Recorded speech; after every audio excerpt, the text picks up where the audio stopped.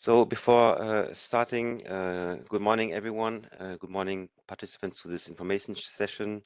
My name is Daniel Gassmann. I'm Head of Sector for Innovation Ecosystems, EIC Prices and Procurement in ACE-MEA Unit I01. Little words up front, just for avoiding false expectations. What is quite important is that the calls here are essentially for intermediaries, meaning that we are not providing in these grant schemes direct grants to SMEs, with, of course, the notable exception of Women Tech EU, which is precisely addressing women entrepreneurs. On our side, for SMEs, the heart of the founding lies, of course, in the European Innovation Council.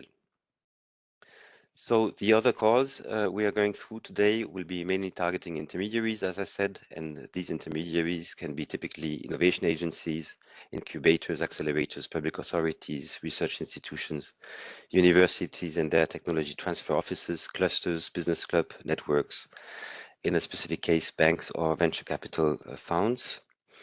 So of course, I'm welcoming the SMEs to stay with us this morning, because in the long run, these projects will generate highly interesting services to SMEs with lots of opportunities.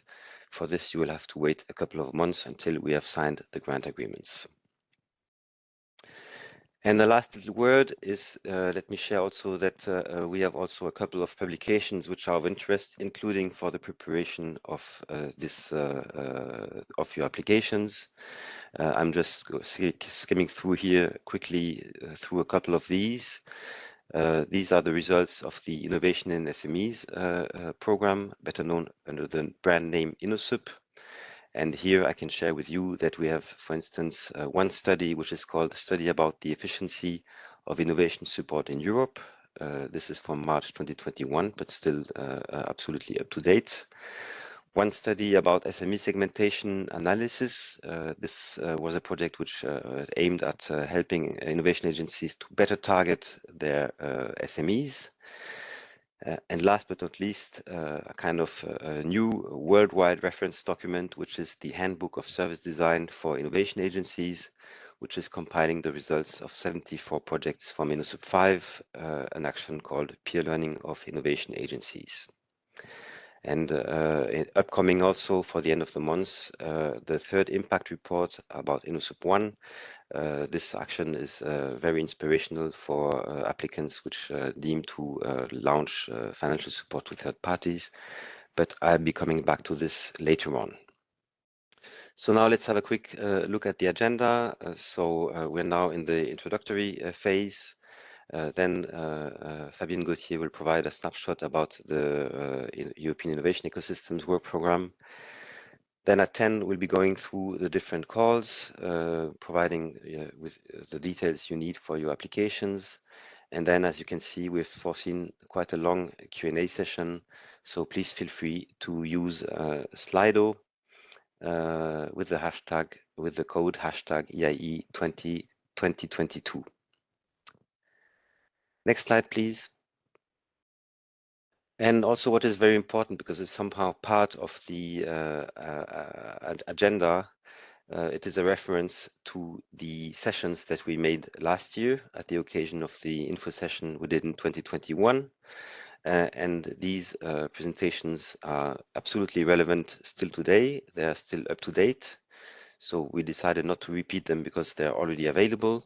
So there are specific sessions which are related to lump sums. I think we'll be coming back to this again. Then also one session about financial support to third parties. This scheme has quite some peculiarities, so it's important to be aware of them. And a very last presentation, which is about how to make a good proposal. So after these few introductory words, I'm very pleased to invite now Birgit Weidel. She's head of department for Department I, and I'm very pleased, Birgit, to pass you the floor. Well, good morning, everybody, and thank you, Daniel, for introducing me. I have the pleasure to open this event today, and on behalf of ACE-MEA, the executive agency that is implementing the program, the European Innovation Ecosystems, but also a lot of other programs for the European Commission. I wish you a very warm welcome to this information session on the open calls of the European Innovation Ecosystems Program and Startup Europe. And I will just share with you a couple of considerations, short considerations before handing over to my colleagues who will guide you through the details of the program and the call. The core mission of ASMEA is to strengthen and to support innovation in the EU. It's very well known that the EU has top academic research, but we still need to catch up on the innovation side in comparison with our global competitors. So this is really the key objective of the EU's innovation policy and of ASMEA's mission that is really fully in line with these considerations. And this is also the main purpose of the European Innovation Ecosystems Program. As I said, my colleagues will really give you all the details on the philosophy of the program, but I would just like to highlight in my speech two key principles that we really consider particularly important in the European Innovation Ecosystems program. And one aspect is cooperation and connecting the actors. The other aspect is the regional dimension. In Europe, we have a lot of very good, already very lot of innovation support, and a lot of national innovation agencies are implementing very interesting programs. But we think that we could become even more effective if we could build together on the lessons learned, and we could take advantage in collaborating with other agencies who are working on similar issues.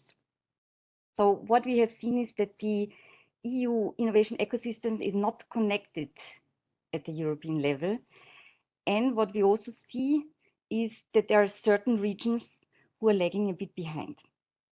So we have to overcome the fragmentation of the European innovation system. If we don't do that, it will be very difficult for innovators to find the partners they need to grow their businesses.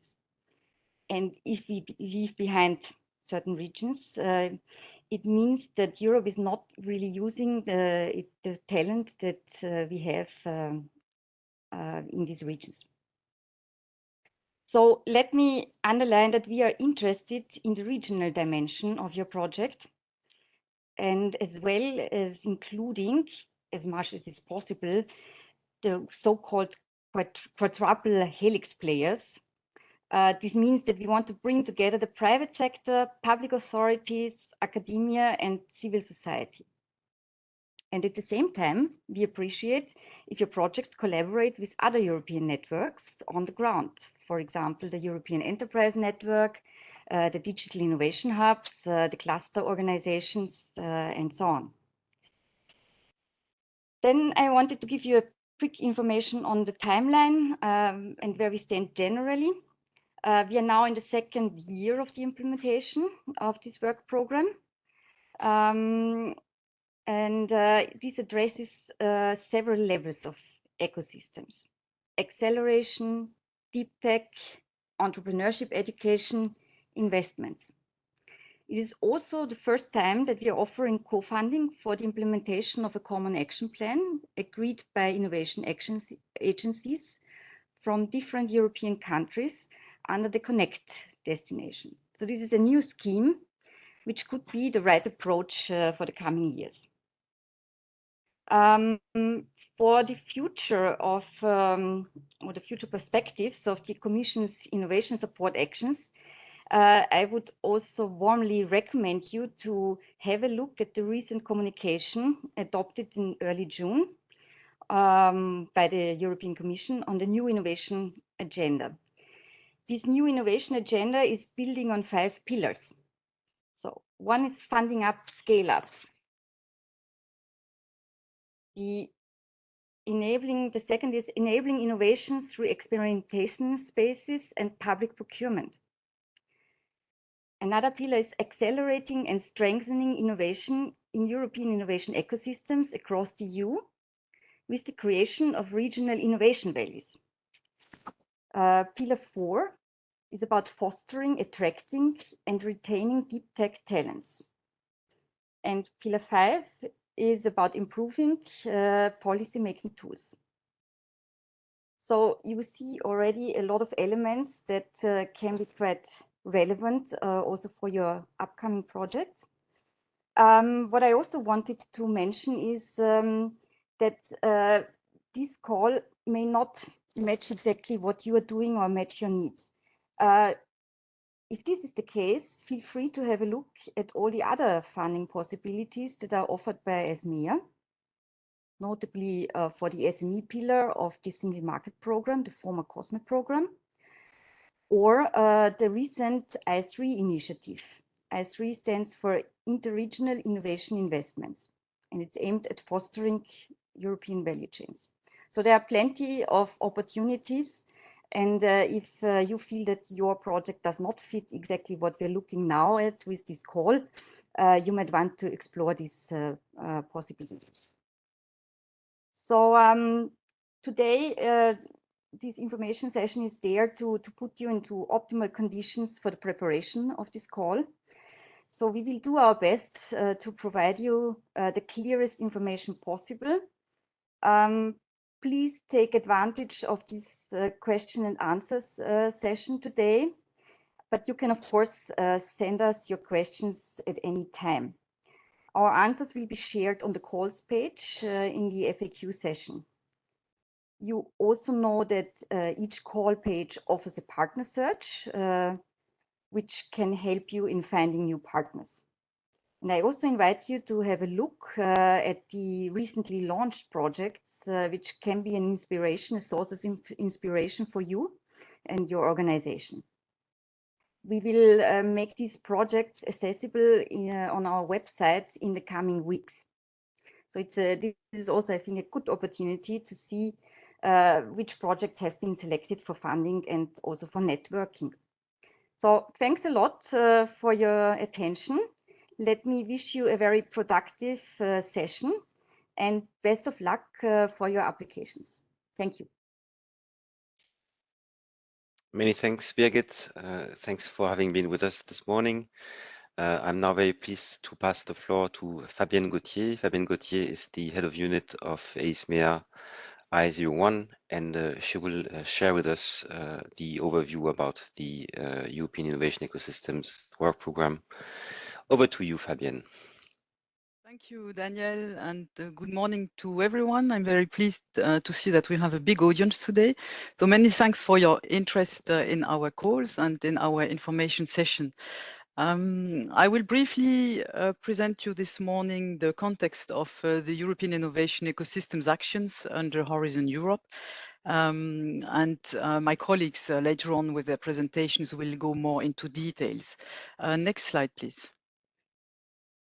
So just if you look at Horizon Europe and its overall architecture, you can see that under Pillar 3, which is dedicated to innovation, we have, besides the European Innovation Council and the EIT, we have a very specific section which is dedicated to European innovation ecosystems. That's the first time that we provide support directly to European innovation ecosystems, and with a budget for the whole duration of Horizon Europe of 500 million euro.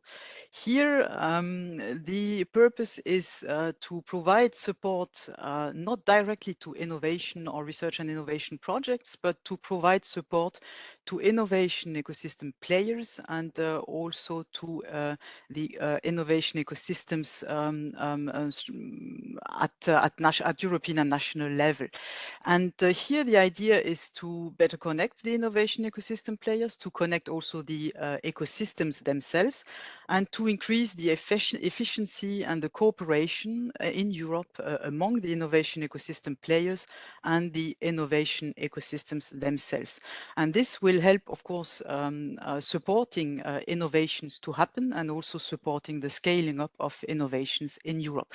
So it's the first time that we have such a scheme foreseen, and this is supported by a budget of 500 million euro. Next slide, please. So in order to implement this specific objective of Horizon Europe, we have a dedicated work program also for innovation ecosystems. And in preparing this work program a couple of years ago, we have launched extensive public consultations. We consulted our stakeholders of innovation ecosystems. We also built our work program on the experience gained from the previous framework program from Horizon 2020, and also on other existing schemes supported at European level.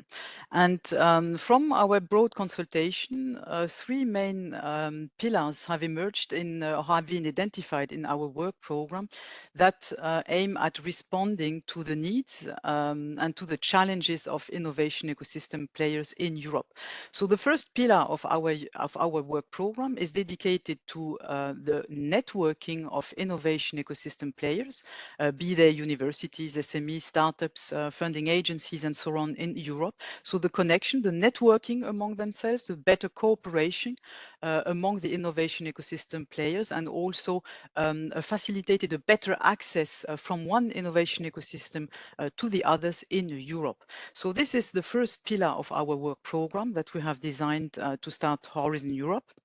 The second one is linked, is much more focused to business, keeping in mind that we still want also to enhance the cooperation and the networking among players. But here in this second part, you have actions that will be much more directed to business growth, to the scaling up of companies at European level. And the third one is the successor of Eurostars from the previous framework programs. It's the program that is dedicated to innovative SMEs, which also has been launched this year. Calls are already ongoing, and for that, a budget of around 250 million euro is foreseen for the whole duration of the framework program. One important element to keep in mind for European innovation ecosystems is that we follow a bottom-up approach. We do not focus on a specific sector. We do not focus on a specific innovation ecosystems. The idea is really to bring them together, to cooperate, to help also their players at European, national or regional or local level to grow and to develop and to scale up their companies and their businesses or their innovations. So here this bottom-up approach is key, and this is also reflected in our work program 2021-2022. Of course, we have to make the links with other funding schemes from Horizon Europe, of course, with the EIC, with the EIT, and also with other schemes that are supporting innovation and also SMEs and startups in Europe. So these links also are to be made throughout the implementation of Horizon Europe. Next slide, please. So in terms of actions, what kind of actions do we have in our work program? Here I have an abstract of the actions that are implemented in our work program for 2022. So you can see that we have a number of actions which are already ongoing, for which the calls have been closed, and some calls which are still running and for which we are having our info session today. So under Connect, the idea, as I said, is to to enhance cooperation and the networking among innovation ecosystem players. And this is reflected in the actions that we implement under this pillar. One of the actions was, for instance, to facilitate inclusive networks and initiatives in European innovation ecosystems. Here, the idea is, for instance, to mainly connect those strong performers in innovation in Europe to those which are less performing, or regions which are, for instance, lagging behind. And this is one of the actions that we implement. Another one is, for instance, integrating social innovation in European innovation ecosystem. Here we aim at supporting also social innovation. Horizon Europe does not only focus on technological innovation, but also on social and public sector innovation. And here we would like also at European level to foster social innovation and actions in that field. We also have some more dedicated actions to some specific instruments that we would like also to enhance at European level. For instance, innovation procurement, which is a very powerful tool to spur innovation. And here we also have a dedicated scheme to support innovation procurement, to raise awareness about innovation procurement, to make the connection among the players that are launching those innovation procurement schemes and those which are also responding to these instruments at national and also regional and local level. Another one under Scale Up, which is, as I said before, connecting the business environment and to connecting the business players at European level and support companies to grow. We have several schemes which will be detailed also later on in our presentations. We have, for instance, as Danielle mentioned this morning, a focus on fostering entrepreneurship at European level within the innovation ecosystems. And here the idea is to get the adequate talent, the appropriate talent that innovators need in order to develop and to scale up their companies. Then we also would like to facilitate investment among the players and also attract investment for innovation ecosystem players at European level. And we have a specific scheme which is dedicated to women innovators which are in an early stage of creating their startups and which need this support, financial support in order to grow their companies at early stage and notably their deep tech companies. So you can see that for 2022, in line with our work program 2021 and the actions that have been implemented, we foresee a number of measures and actions that support innovation ecosystem players in Europe and that support those connections of innovation ecosystem players. And for this year, we have for these two schemes, Connect and Scale Up, a budget that is foreseen at the level of more or less of around 30 million euro. Next slide, please, and that will be my last slide. Beside the actions that are specifically identified under the Innovation Ecosystems Work Programme, we also have actions that support innovation ecosystem players and the ecosystems themselves through the EIC Work Programme 2022. And these are here mainly actions to raise awareness and also to showcase successful innovations at European level in order also to support innovation at European level in order to spur these ideas at European level and to show that in some in different fields, in different sectors, there are also successful initiatives that can also be role models at European level. So here, for instance, we have for 2022 4 prizes, which are called the EIC prizes. The iCapital Awards, which rewards innovative cities in Europe. We have a prize for women innovators. iCapital and women innovators are long-lasting schemes already, but we continue those prizes since these are excellent role models for either cities or also women innovators in Europe. We have a new scheme since we started Horizon Europe, but it was already a scheme also implemented before in Horizon 2020, but which is now explicitly identified under the EIC work program, which is the social innovation competition. That was a scheme that was led by DG Grow in the past, and now we have it explicitly under innovation under the EIC work program. And then a new prize that we have launched last year, which is the Innovation Procurement Award, keeping the idea of also fostering some powerful tools for innovation at European level. So here we have also this Innovation Procurement Award that will continue this year. So for all these prizes, the deadlines have been closed to submit proposals, but these are calls or these are prizes on a yearly basis. And I invite you also to have a look into the EIC work program in order to potentially submit an application in those schemes. And the awards will be mainly will happen. The award ceremonies for the prizes of this year will happen at the European Innovation Council Summit that will be organized will be taking place in October this year. So I invite you also to follow the award ceremonies in November. And then we have another scheme that will be presented by my colleagues later on, which is support to Startup Europe networks. Here, the idea is to support deep tech innovation and digital startups. It's a call which is also happening on a yearly basis, which with a budget of 6 million euro. The deadline is in November. I won't go into the details of this call since my colleague Helen will present it later on. So these were very quickly and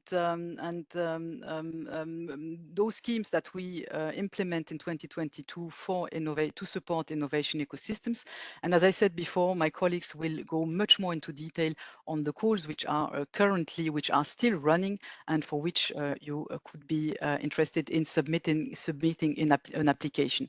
So many thanks again for your interest today, and I wish you a good Info Day session, and I hope that this will also be useful for you and for your future applications. Many thanks, have a nice day, and Daniel, the floor is back to you again.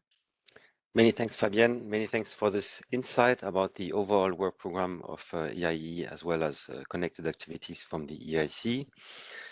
And I hope that you are now very comfortably seated at home or in the office, because we are now starting the different rollout of the calls. So, and let me highlight that for the first one, next slide, please.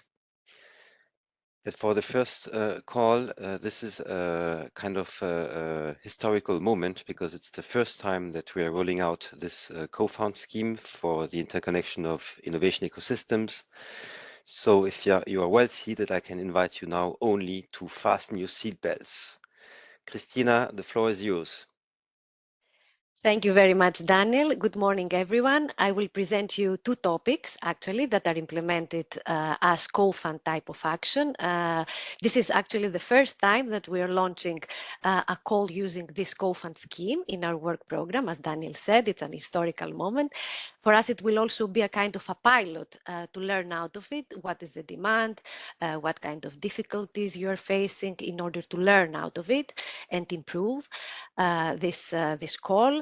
And the co-funding rate is 50%. So the call opened in June, the 14th of June, and will close the 27th of September. So we think that there is some time for you, for the applicants, to prepare and submit proposals. Next slide, please. So the first co-fund topic is about implementation of co-funded multi-annual action plans for the interconnection of innovation ecosystems. So this topic is aiming to bring together public innovation funders to join forces together with the private sector and, of course, research and innovation actors in order to come together and co-define, co-implement and co-fund long-term strategic program of initiatives, of activities, action plans towards innovation deployment and in areas of their interest. In the table to the right, you can see the specific call conditions. As I said, we have 50% co-funding rate. The beneficiaries will carry out the proposed activities mainly themselves, and the activities will not include financial support to third parties, which means that we will not fund directly SMEs. At least 3 legal entities are expected to participate in the proposals from member states or associated countries, no matter their geographical establishment or coverage. Since these are long projects, we expect applicants also to set up annual work programs. So for the first year, this can be submitted as part of the proposal as annex in the proposal in part B. And for the following years, for the successful projects, this can be as a part of the deliverables. So the target groups here that we are mentioning in this slide, but also in the work program, are indicative. As Fabienne mentioned, it's an open work program, and open for all key stakeholders of the quadruple helix. So since connecting innovation ecosystem is a collaborative process, the action, of course, is open for all the stakeholders, open for national and regional innovation authorities, public actors, SME startups, public-owned enterprises, academia, civil society, investors, foundations. Everybody is welcome to participate, and actually it's a requirement, and we expect all of the actors to be part of these proposals. What we want to achieve here in relation to the expected outcomes. So we want, as I said before, to bring together the stakeholders, but also different territories to create more efficient, more open, more dynamic, more interconnected innovation ecosystems, and define and implement joint actions, joint strategies, joint visions. So we also expect the proposals to create synergies, complementarities, and collaboration among the stakeholders around specific areas of their interest and specific challenges. Of course, it's a bottom-up call. We don't specify the thematic or technological area. It's open for the applicants to select their priorities. This can be around a thematic and technological area of the applicant's interest. For example, around a joint smart specialization strategy priority, for instance, health, digital economy, everything that relates to their strategies, or an EU priority. For example, the green or the digital transition, and actually, or a combination of them. Maybe this relates to their smart specialization strategies and at the same time an EU priority. Of course, we encourage the applicants to focus and to have proposals related to EU priorities and challenges, since we are talking about the Horizon Europe program, and we want to see the EU added value, which is a major element of this program. Also, in the proposals, the expected outcome, we want to see to increase the innovation capacities and allow ideas to flow more easily and be exploited by the market. So to do so, there is a need to bring all relevant innovation stakeholders closer to the private sector. The participation of private sector is very important for these projects in order to foster and create new markets incorporating innovation.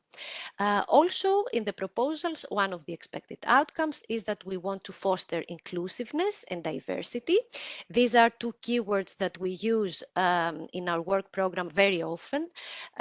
These are actually two keywords that you have to pay particular attention, because with the term inclusiveness, we mean that we need to foster better connection and links among the different territories, countries, regions, or even at local level, and to better link less developed regions or territories or countries with those that are more developed. The terminology of more and less developed is included in the Regional Innovation Scoreboard and the EU Innovation Scoreboard. So for the more developed, we're talking about leaders and strong innovators, whereas for the less developed in relation to innovation, we are talking about modest. Now in the new version, the modest is replaced by the word emerging, or moderate in innovation countries.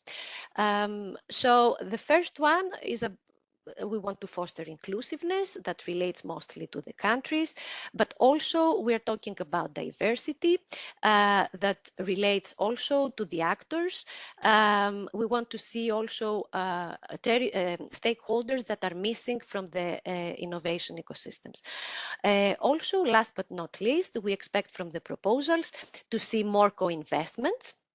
It's a co-fund scheme, so we are hoping to see proposals and to attract and to bring more funds in the project to foster this leverage of funding, and welcome, of course, any kind of combination of funds from different sources apart from Horizon Europe. We can go to the next slide, please.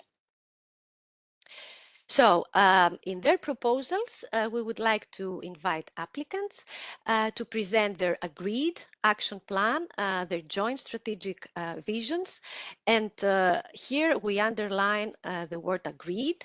You have to pay attention to that. The applicant should have in mind that this multi-annual program of activities, these action plans, must be already agreed and well defined at proposal level, and the project should be about implementation of these concrete and solid action plans, and not about preparing, setting up these action plans. This means that we are talking about mature actions. The actions should be addressed to the entities that have already a kind of, let's say, existing collaboration. They should know what they want to achieve. They should have a kind of already agreement on what kind of activities they want to implement. Of course, within 5 years or more, that is the project duration, things may change. It's not, of course, easy for the applicants. We understand it's not easy to know what exactly they want to achieve right from the beginning. Plus, during the project implementation, many bottlenecks may arise. So therefore, in the proposal, we would like to invite applicants to specify as detailed as possible, as concrete as possible, the frame of the collaboration they want to achieve. But please keep in mind that the successful projects will have the opportunity to further fine-tune, define, and present to us in detail these action plans on a yearly basis, and they can submit it as deliverables, as I said in the beginning. Also, the applicants should describe their activities, their processes, their assets, and ensure 3 things. As I said before, the participation of the private sector is very important. It's either via the implementation, they can SME, startups, scale-ups, foundations, they can participate not only during the implementation, but we invite the private sector to participate by co-financing, co-funding this kind of actions. So the second element is inclusiveness and diversity. I think I analyzed this already. We expect to see missing actors like investors, foundations, public procurers, buyers, social innovators, women-led startups, very important to be part of these proposals. And of course, to try to bring together territories that are less advanced together with those that are more advanced. Of course, not in a competitive way, but in order to complement each other. So the third element is complementarities and synergies with other funds. Either these are EU, public, or private. And of course, synergies and complementarities related to policies, programs, and plans at national or regional level, in particular, the regional smart specialization strategies and other strategies and plans. Also, we want to see complementarities with other relevant programs that are there and they're very successful, like the EIT Knowledge and Innovation Communities, cooperation with the Enterprise Europe Network, and other initiatives and networks. So in their action plan, the applicants should include core activities to be eligible for funding. And by saying so, I want to repeat that it's open for the applicants to define what kind of actions they want to do, they want to achieve. So it's completely open for the applicants to join forces together and co-decide in which areas they want to implement the action, but not only in which areas, but also how they want to implement, what kind of activities they want to put in place. And here we are presenting some examples. Please consider that these are not all those activities that you may have in mind. It's not exclusive. For instance, you may wish to join forces in order to create actions for joint knowledge assets, joint market analysis, how to better access markets, how to provide training and skills towards innovation deployment.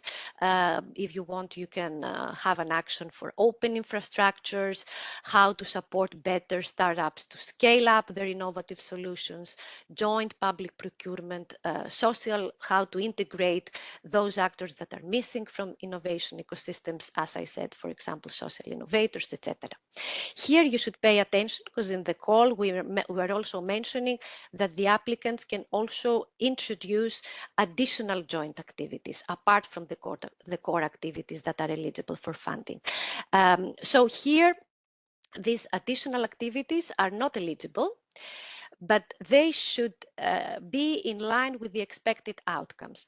So based on the call, this may be, for example, cascade funding, joint calls for financial support to third parties, but this will not be eligible, I repeat. So since the project budget is quite limited, we're talking about proposals of around 4 million euros co-funded, so the funding rate, so in the end, from us, they will receive 2 million.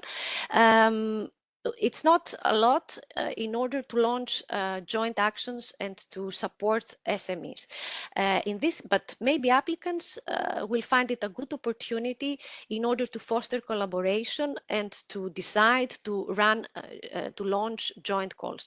Even this is not a core requirement of the call.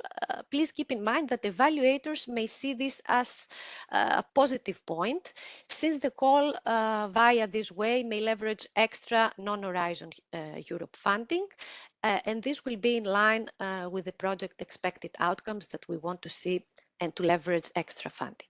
But again, please keep in mind that the integration of the call, that the intention of the call is not actually to launch calls for financial support to third parties, but this is only an extra possibility for the applicants that you can use. Also, the proposals, last but not least, the proposals should present how the action plan that they're proposing will be implemented, and also to include clear targets, clear indicators, and they should ensure how they will implement the project, since we're talking about 5 years or more, how they will ensure this engagement to this long-term commitment. Next slide, please. So this was my presentation for the first topic. However, just to save time from the Q&A session in the end, we received several questions so far. We gathered them, we summarized them, we grouped them, and we want to present this to you, to refer to these slides as a guidance document, as a reference. These are already published in the Funding and Tenders portal. So I can go through the questions. The first one, how the topic is linked to the preparation action topic in 2021. The reply is that indeed in 2021 we launched a coordinated and support action that will finance the preparation of these joint action plans. Initially, we were thinking that when we were building this work program, we were thinking that we were not sure, and this is evident, that not all regions, all countries have a well in place cooperation with other member states and regions. To overcome this obstacle, we wanted to give the chance via CSA, a coordinated and support actions, to have the time 2 years to prepare these joint action plans and to explore these areas of possible collaboration and to concretize and co-design these action plans. This was launched in 2021. The grant agreements have been signed and the projects have started. So the topic that we're presenting today, the co-fund topic, will co-fund the implementation of joint action plans. As I said, action plans that are mature and the applicants already know what they want to achieve. So the second question, will successful projects of the preparatory action topic in 2021 will get automatically funding for the implementation via the co-fund topic 2022? The answer is no. We're talking about competitive process, competitive calls. So successful projects will not get automatically funding for their implementation via the present co-fund topic that we are presenting today. Actually, this would not be feasible anyhow, since the projects of 2021 have just started. They will last 2 years, so there is no time to submit now, since the deadline is the 27th of September. So the next question, do the applicants need to form consortia of at least 3 partners from 3 different countries, as in other Horizon Europe calls? So here we would like to highlight that there are no specific restrictions. The topic includes only one additional eligibility criterion, that the consortia must have at least 3 independent legal entities. So the entities should be established in member states or associated countries. Apart from that, there are no other requirements in relation to the geographical establishment or the coverage of these legal entities. This means that we expect to see proposals with collaboration even from the same country, even from territories, even from the same country. However, please keep in mind that we are talking about inclusiveness in this call, and in the call text, it's explicitly mentioned that we want to see more territories and links between less developed, more developed, and we want to foster this collaboration. So please keep in mind that we expect to see more countries participating than of course one. So the next one question, can only public authorities participate under the call? The answer is no. Again, here there is no restriction on the type of partners or their role, and who and how they can participate in the project and who can coordinate. However, again, I would like to refer to you what is included in the work program. Please note that the consortium composition will be a point of evaluation by the evaluators, because it's explicitly mentioned in the topic description that these action plans will enable authorities in charge of public, national, regional, or local innovation policies and programs, with the participation of the private sector and research and innovation actors, to implement joint activities towards innovation deployment. So this means that, of course, these are not open only for public authorities, it's open for everyone, and there is no restriction who can be the coordinator, as I previously said. We can go to the next slide. So we continue with the questions, and this is the last slide of the first topic, how the applicants can cover the co-financing of 50%, the co-fund. Very interesting question. So here the reply is that it's entirely up to the applicants, up to you to choose the source of the financing. It can be own resources, loans, other funding. It can be covered by any public funding or private sources, either public funding, for example, national, regional funding, combination of both, or it can come from private sources. We encourage private entities to contribute and co-fund this kind of activities. Next question, is there a possibility of combining Horizon Europe funding and cohesion policy funds for the project's co-funding? The answer is yes. This is very important for you to know. However, you need to consider that all the rules of the Common Provisions Regulation should be, you should comply with the rules of the Common Provisions Regulation. Also, we are putting here for your information the relevant articles, also from the General Block Exemption Regulation. We just published, the Commission just published a while ago, Synergies EC notice. You can see the link here. We don't want to go into further details in relation to this guide. I would like to invite you to read it. It has published just recently, so many of you have questions, but I would like to invite you to read it and come back to us in case you have any questions. We will group all these questions and we will consult RTD and Regio in order to provide you replies on this aspect. So the next question, how the applicants confirm their commitment for the 50% co-funding. The reply is with letters of intent at the time of application. You will see, for those that already tried to draft a proposal, you will see that the applicants are able to download a specific form, a letter of intent, to fill in this form. Actually, this is for every beneficiary, so each beneficiary has to duly sign and date this form. Then the coordinator who will submit the proposal will gather all these documents into one, will scan all these letters, and will have to submit it, upload it in the system as a single PDF document, as annex to Part B. So the last question, what is the annual work program mentioned under the call? I said it before during my presentation, but I will repeat it once more. We want to be clear for you what this is about. This annual work program will provide a detailed description of the annual activities of the project, in line, of course, with the objectives and the description of the work in Part B. So this will include at yearly level, at annual level, the planned activities of this specific yearly period and the initiated and the completed activities. So it's a mandatory document of the application.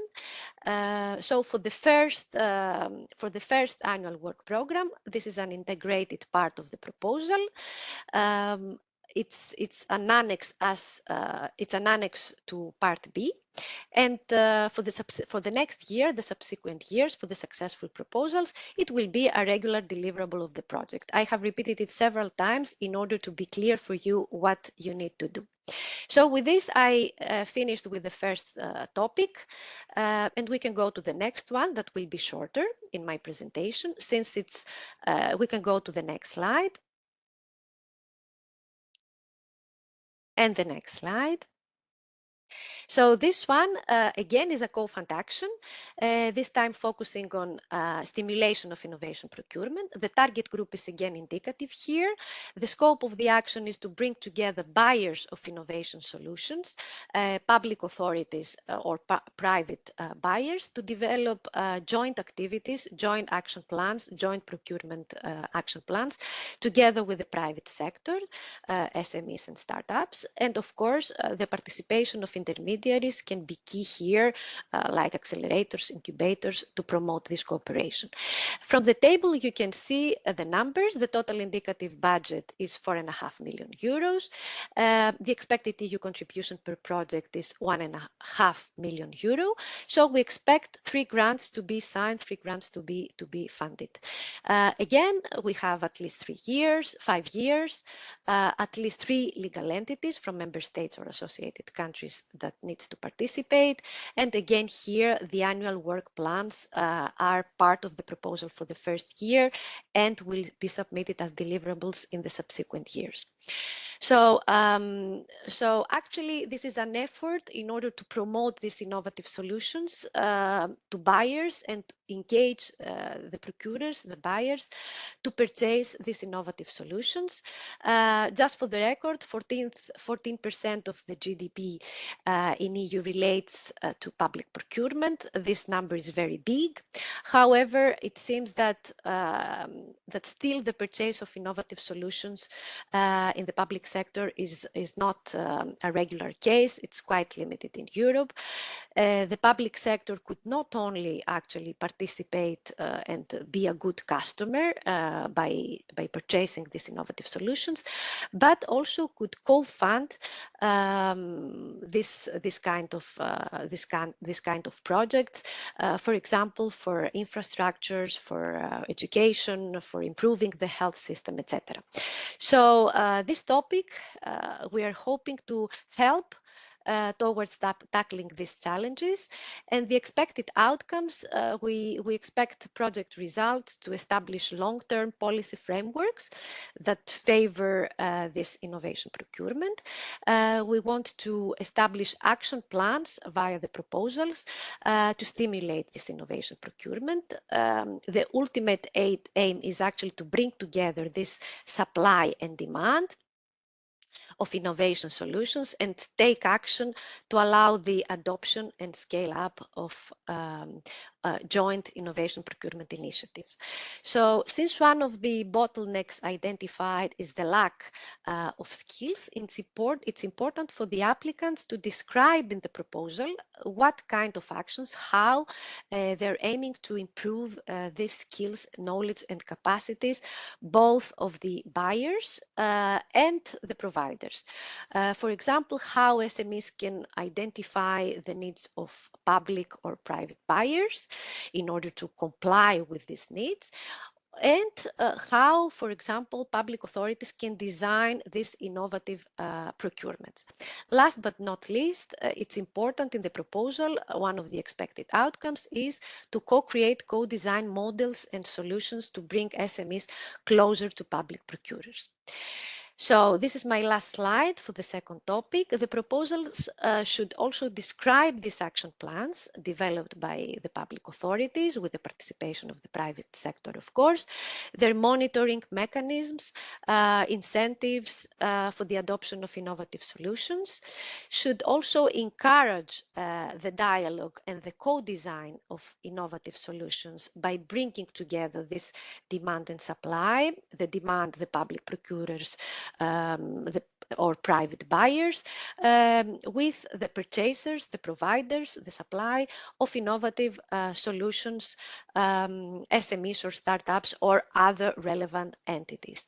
The proposal should also design strategies and tools for the exploitation of outputs by other interested actors or territories. Therefore, should include actions to facilitate also exchange of best practices on how to better co-design, how to better implement this kind of procurements, and or in relation to legal aspects. With that, I'm closing my presentation of the two topics, and I will be open to reply to any questions that will arise during the Q&A session. So thank you very much.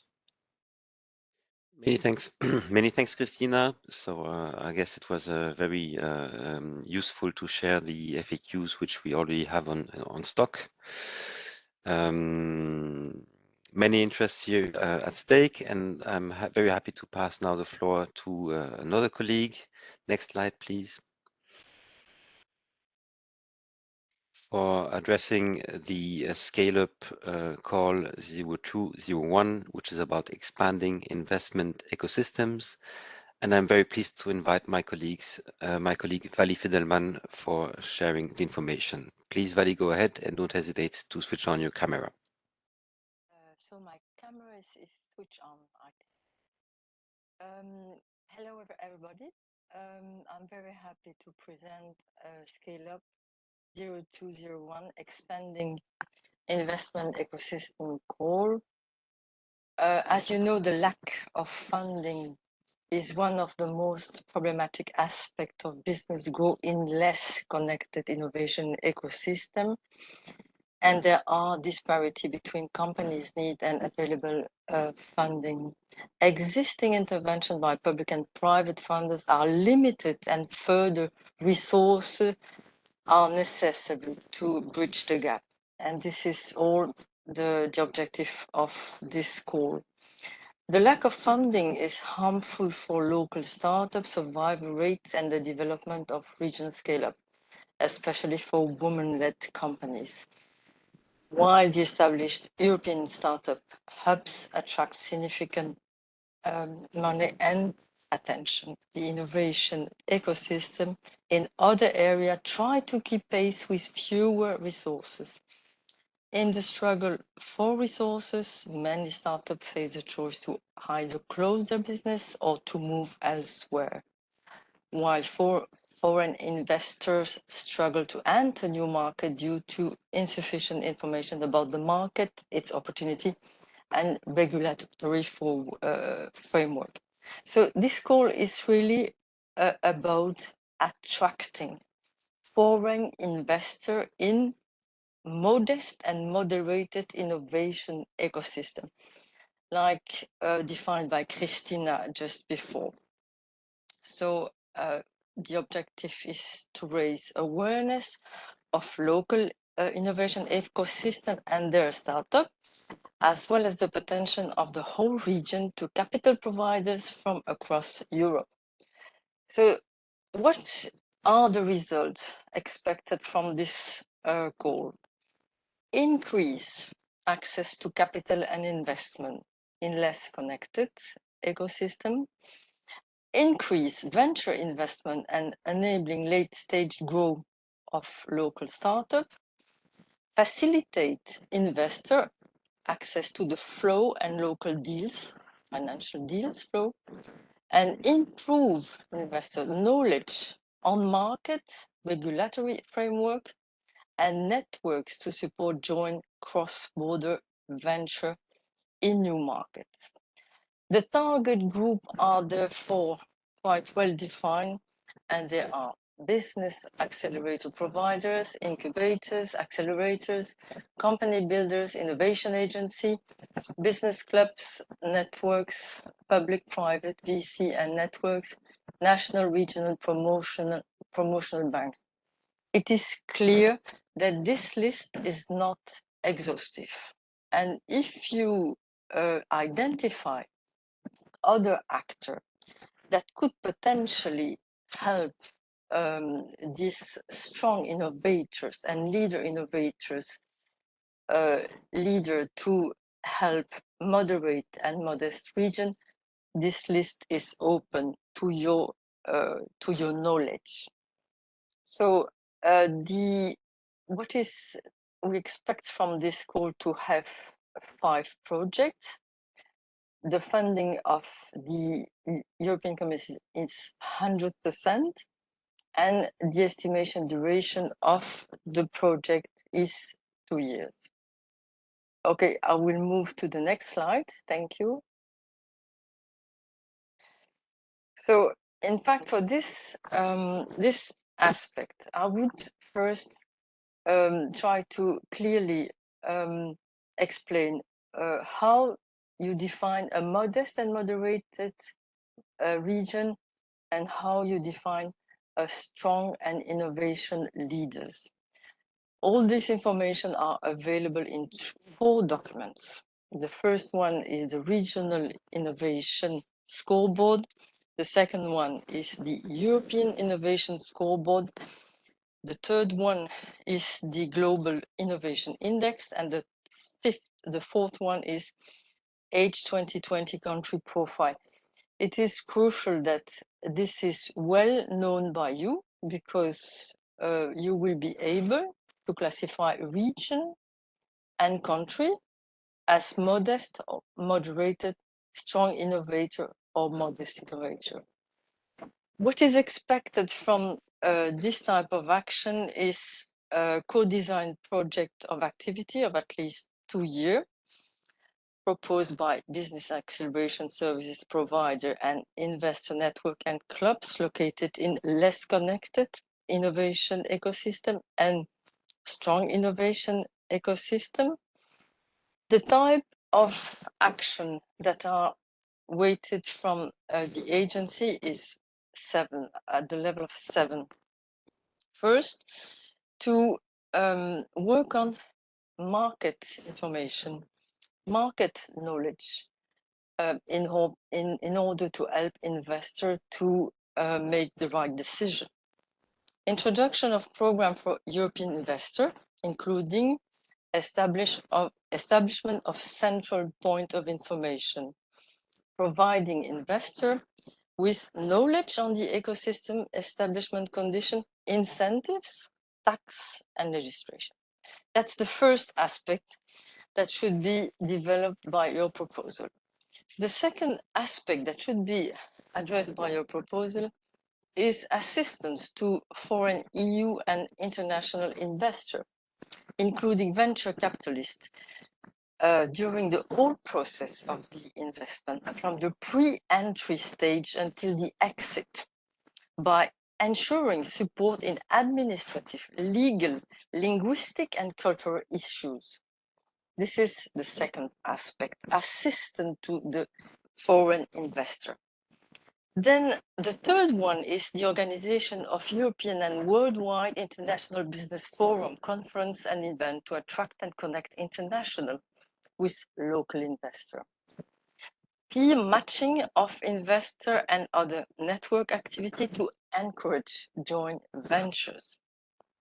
That's the fourth topic. Then what is also requested from this type of project is a repository of best practice of market entry facilitation for international investors in order to help further investors to benefit from this action. And the sixth one is the list of recommendations for local authorities and European regulator to better address investor entry challenges and facilitate cross-border deals. It is also mentioned as the last point, and this is related to dissemination and knowledge in the innovation area. It is recommended that you have contact with innovation agency from the respective territory and seek for synergy with the relevant EU initiative, such as European Enterprise European Network. So this is more or less, the objective, the result expected, the type of action that we are waiting in your proposal. The financing is 100%. And now I will try to describe you the 4 documents provided by Christina as well. It is mentioned in the next slide, please, where you can find the definition of strong innovator, leader innovator, moderate innovator, and modest innovator. In the regional innovation scoreboard, what you will find is really a very good information on which region are the strong, leader, moderate, modest innovator. This is very good for you to start because this is related to the EU members. For the associated country, it has been decided that for national authorities, for example, for national authorities and other associated country, you should go to the European Innovation Scoreboard, where you can find exactly the same approach per country. And you have a first chart for EU countries, and you have another chart for EU countries plus country from the neighbor.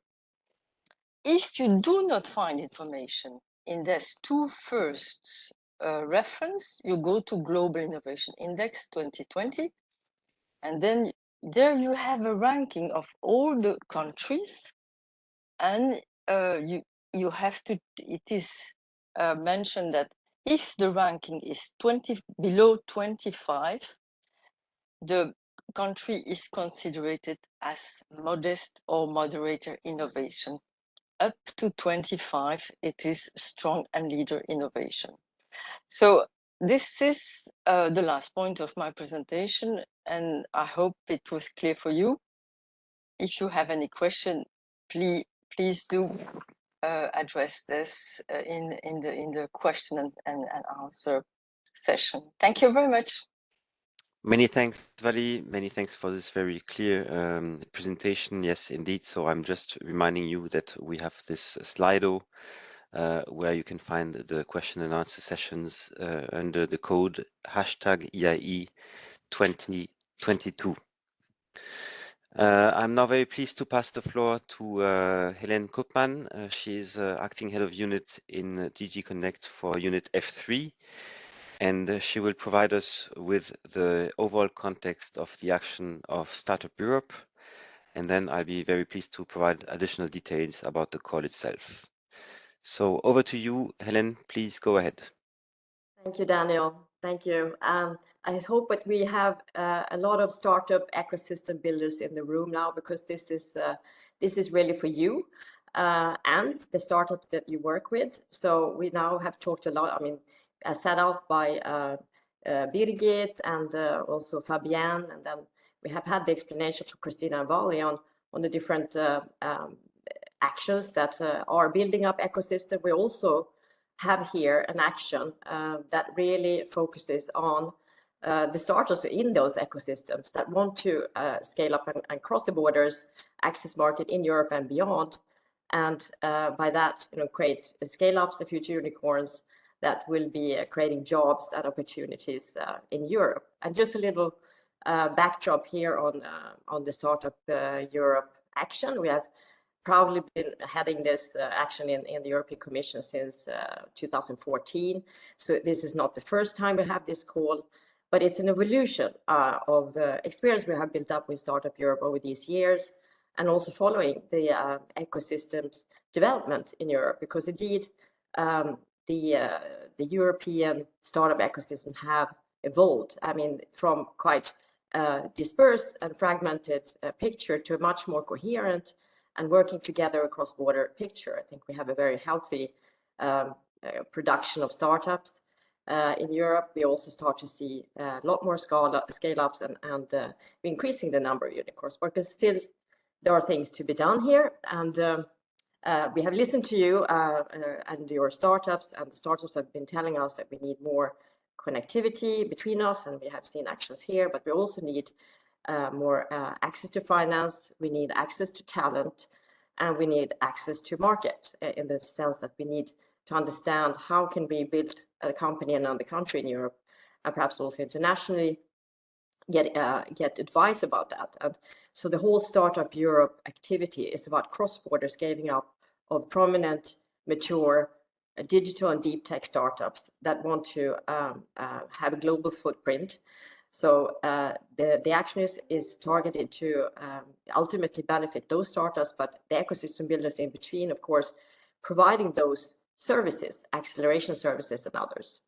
But I think Daniel will speak more about the details of the call after me. I just want to also share with you, we can go to the next slide now, a bit of fresh data that we got from one of our partners in this D-room have shared with us very late information about how the access to finance market is developing in Europe. And we have seen quite a swing. This is reflection of listings, public listing in terms of initial public offerings or specific purpose vehicles that would be listed. And we see it following a trend here going down over the COVID period, but still then injected by additional finance that was put in the market. Still going very strong under 2021 in terms of exits. But then we see a drop in 2022. But then, although this slowed down in terms of exits, in terms of IPOs and SPACs, we can see in the next slide that this has little bit been compensated by the uptake in mergers and acquisitions. I don't know, if Daniel, if you can take us to the next slide.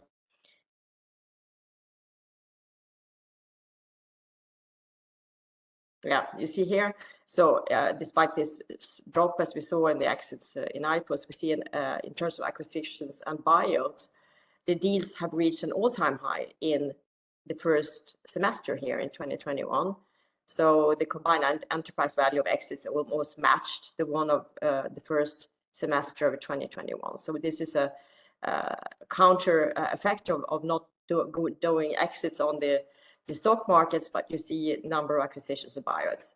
So it's another way of doing an exit for a startup, which ultimately could be it could be a target for the startups. But if we look at the next slide, we also see that the venture capital market has raised a lot more funds in 2022.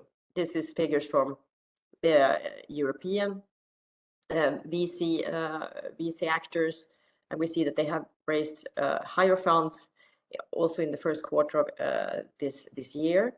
So bigger funds, which or more money in those funds. And I think also we can see that we will follow that development, that those funds are also taking larger stakes in companies, because this is one of the things that we have seen, that we have access to finance, but we lack some access to finance in the larger rounds of financing, the later stage financing.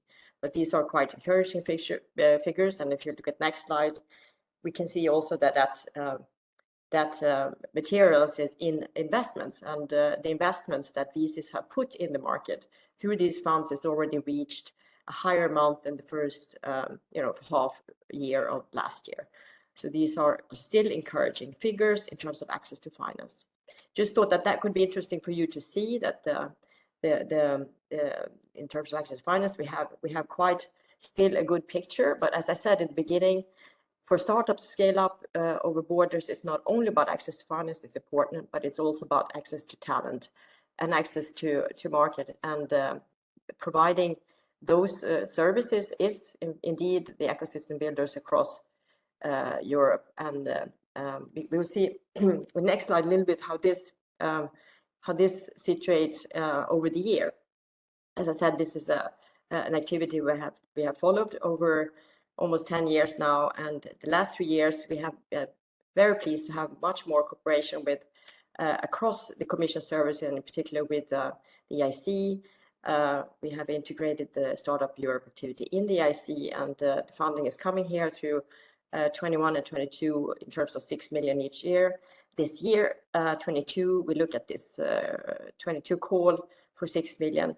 We think that we will have three projects coming out of each of these calls, and we're also looking forward for call which is to be confirmed, obviously, because it's still in decision process, for 12 million over 23-24. So we really look forward to sustaining this activity, and we think there's still a need to have this activity and also integrate it with the EIC. In the next slide, I would also like to present to you a little bit the context as we see European Innovation Council and Startup Europe working hand in hand here, but then also integrated gradually much more into European Innovation Ecosystem Work Program, and all these actions that you have heard about, innovation procurement, connecting the ecosystem from less developed regions in more developed regions, so on, are very much synergetic to what we want to do with Startup Europe. And we also have synergies with the European Institute of Technology. Policy-wise, if you look at the next slide, Startup Europe is firmly integrated in the SME strategy that the Commission set out in 2020. And one of the key actions in that strategy is a Startup Nation Standard action that was launched. And this is a member state-driven action to improve the ecosystem across Europe in those member states. And the member states have jointly identified a number of dimensions on which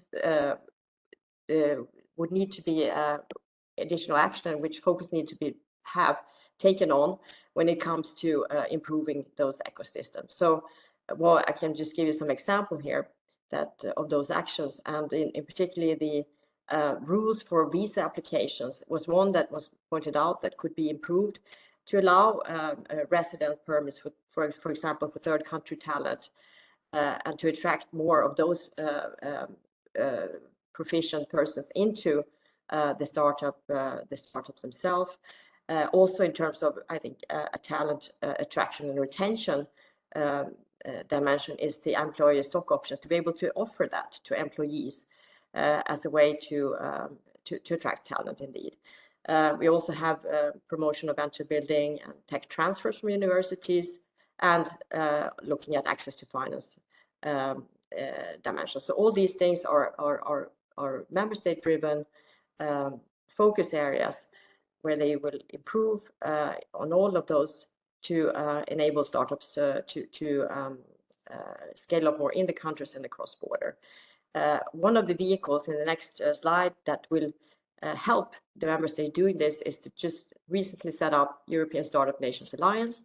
As I said, member state driven. It's been taking shape over the last 6 months and has set up shop now in Lisbon for the time being, and it's ready to start its operations. It has received a grant of 1 million from the Horizon Europe program to enable them to do that. And the first steps now in the next 6 months is to set up its first board of directors and develop a one-stop shop for third country tech and entrepreneurial talent that seeks to work in the EU. It's one of the first actions that have been identified for this new entity called ESNA. And over time, it will evolve and continue and expand over all these startup nation standard dimensions and others that are identified by the member state to improve that. It's a first of a kind organization, has never existed before. And I think it would be of great benefit for the startup ecosystem builders and indeed, ultimately for the startups, which is why we do all this. So that I just wanted to put that on the chart for you. And now Daniel will come back to the purpose of the call, the focus of the call, and the available funding for Startup Euro going forward. Daniel, it's good that you're there, because otherwise we will be perhaps accused for gender unbalance. I mean, after all these women on the show. Thank you, Ellen. Thanks a lot. Thanks for the figures you shared at the beginning. I think this is extremely relevant for all the audience here. So many thanks for these recent figures. And I'm very happy now to go through with you the slides of the call itself. So next slide, please. In a nutshell, it's a call which is quite similar to the one of 2021. So it's a coordination and support action, which means that it's a 100% grant. You see here that the budget is of 6 million, as Ellen already mentioned, and we are giving here an indicative figures in terms of number of projects. So it's not precisely 6 divided by 3 with a maximum of 2 million. So it can be more, it can be less.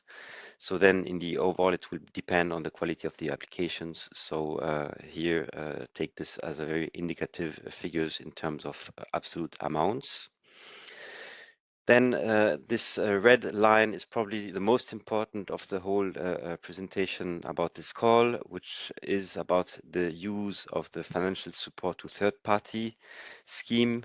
So here there has been, unfortunately, a mistake in the work program, because on page number 125, there is an unfortunate mistake which says applicants must allocate at least 75% to financial support to third parties. So this is a mistake.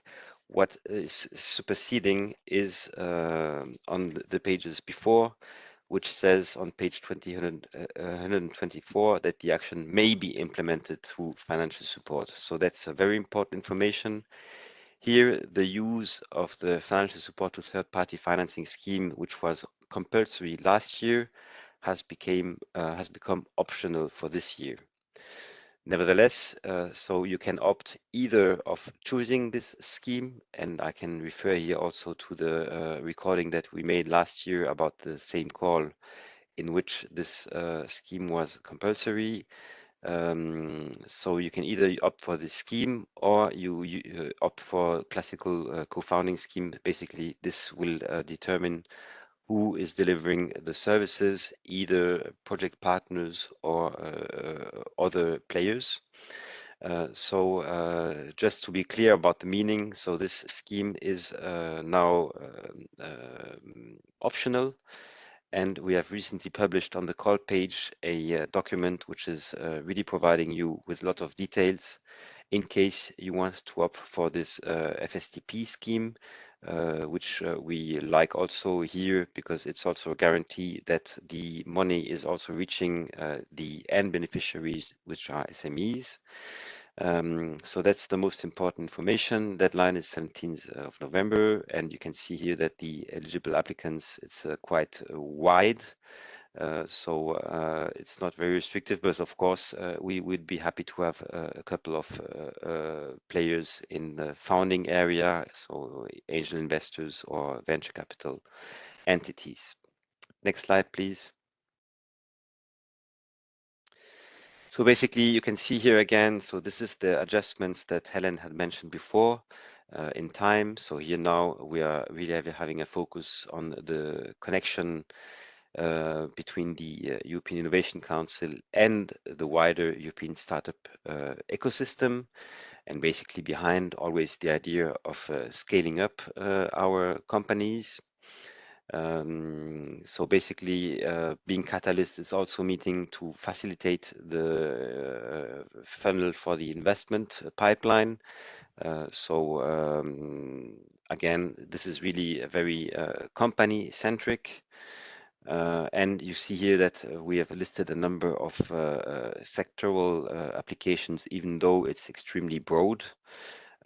We have here the climate neutrality, the digital and circular economy, clean industry, and also important for us, the user-centric technology development. But you can understand that all in all, this is extremely wide. Next slide, please. And so basically what is behind here is that we are willing to connect the best local and deep tech ecosystems.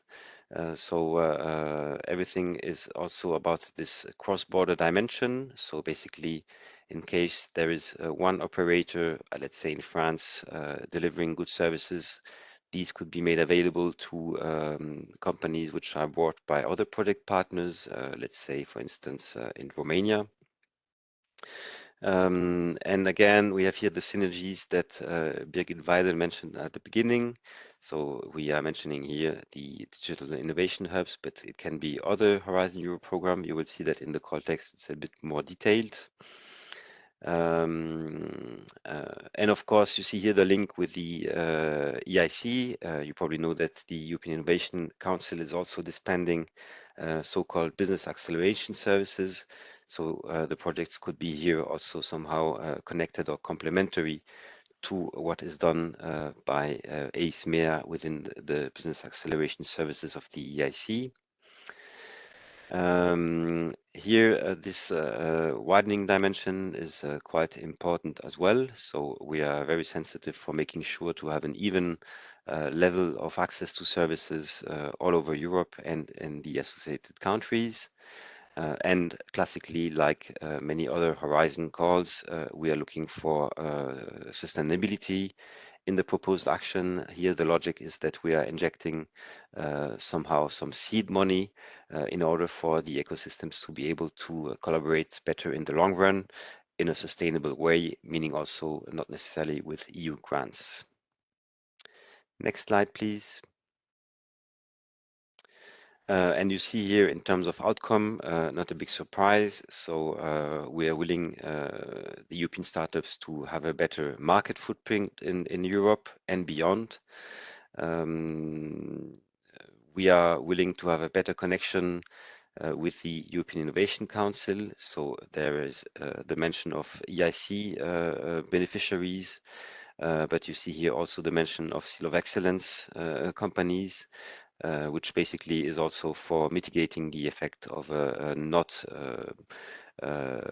sufficient budget for covering all good proposals from the EIC side, which means that we're also happy that the Seal of Excellence holders from this program may get some additional support for making sure that their project is scaling up. And the last point for the expected outcome. Of course, matching technology solutions is also one way of supporting our digital and deep tech startups. For, on one hand, the investment. So it's not for nothing that Helen had shared these very recent figures about the investment situation, but also for helping the companies to grow. I think we're now through. Next slide, please, for the Startup Europe call. And now we are turning to the last call we are presenting this morning, which is the Women Tech EU. And here, please, women deep tech company founders, it is now for you. It's your moment. So all the others, innovation agencies or VC players, can now step back. So I'm inviting our SMEs and women founders or entrepreneurs to be very attentive, because now it is for Scale Up 0202. And I'm very pleased to pass the floor to Natalia Nowinska. Over to you, Natalia. Good morning, everybody. Last but not least, I'm very happy to present the second topic under the Scale Up destination, Women Tech EU. So very briefly, I will present the context, why such a call was proposed, why such a scheme was proposed. So although 1/3 of European women are entrepreneurs, this number is not really reflected in the startup ecosystem, where we observe a huge gender gap. First of all, only 15% of startups are founded or co-founded by women, and only 6% of startups have all women founding teams. And similarly, we are observing a huge gap in funding of innovative startups, but this gap is in fact even bigger. Female entrepreneurs have more difficulties than men in raising finance for their ventures. In Europe, only 5% of capital goes to mixed teams, and in 2020, less than 2%, it was precisely 1.7 capital went to all female teams. So you can see that these proportions are huge. And the funding gap is not just a moral problem, it's an economic problem, because the lack of investment into women-funded startup is a missed opportunity worth billions. That's because the evidence show that actually women-founded and women-led startups outperform the startups funded by men. They generate more revenue, they earn higher profits, they exit faster and at a higher valuation. So basically, for every woman that does not have the opportunity to launch and lead a tech company, Europe loses not only on a talent and diversity, but also it can result in missed opportunities for economic growth.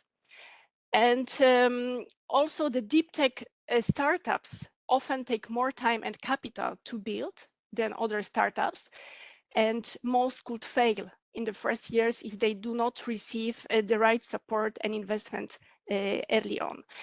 And for this reason, the European Commission, which is very committed to promoting gender equality and research and innovation, came with this initiative of Women Tech EU.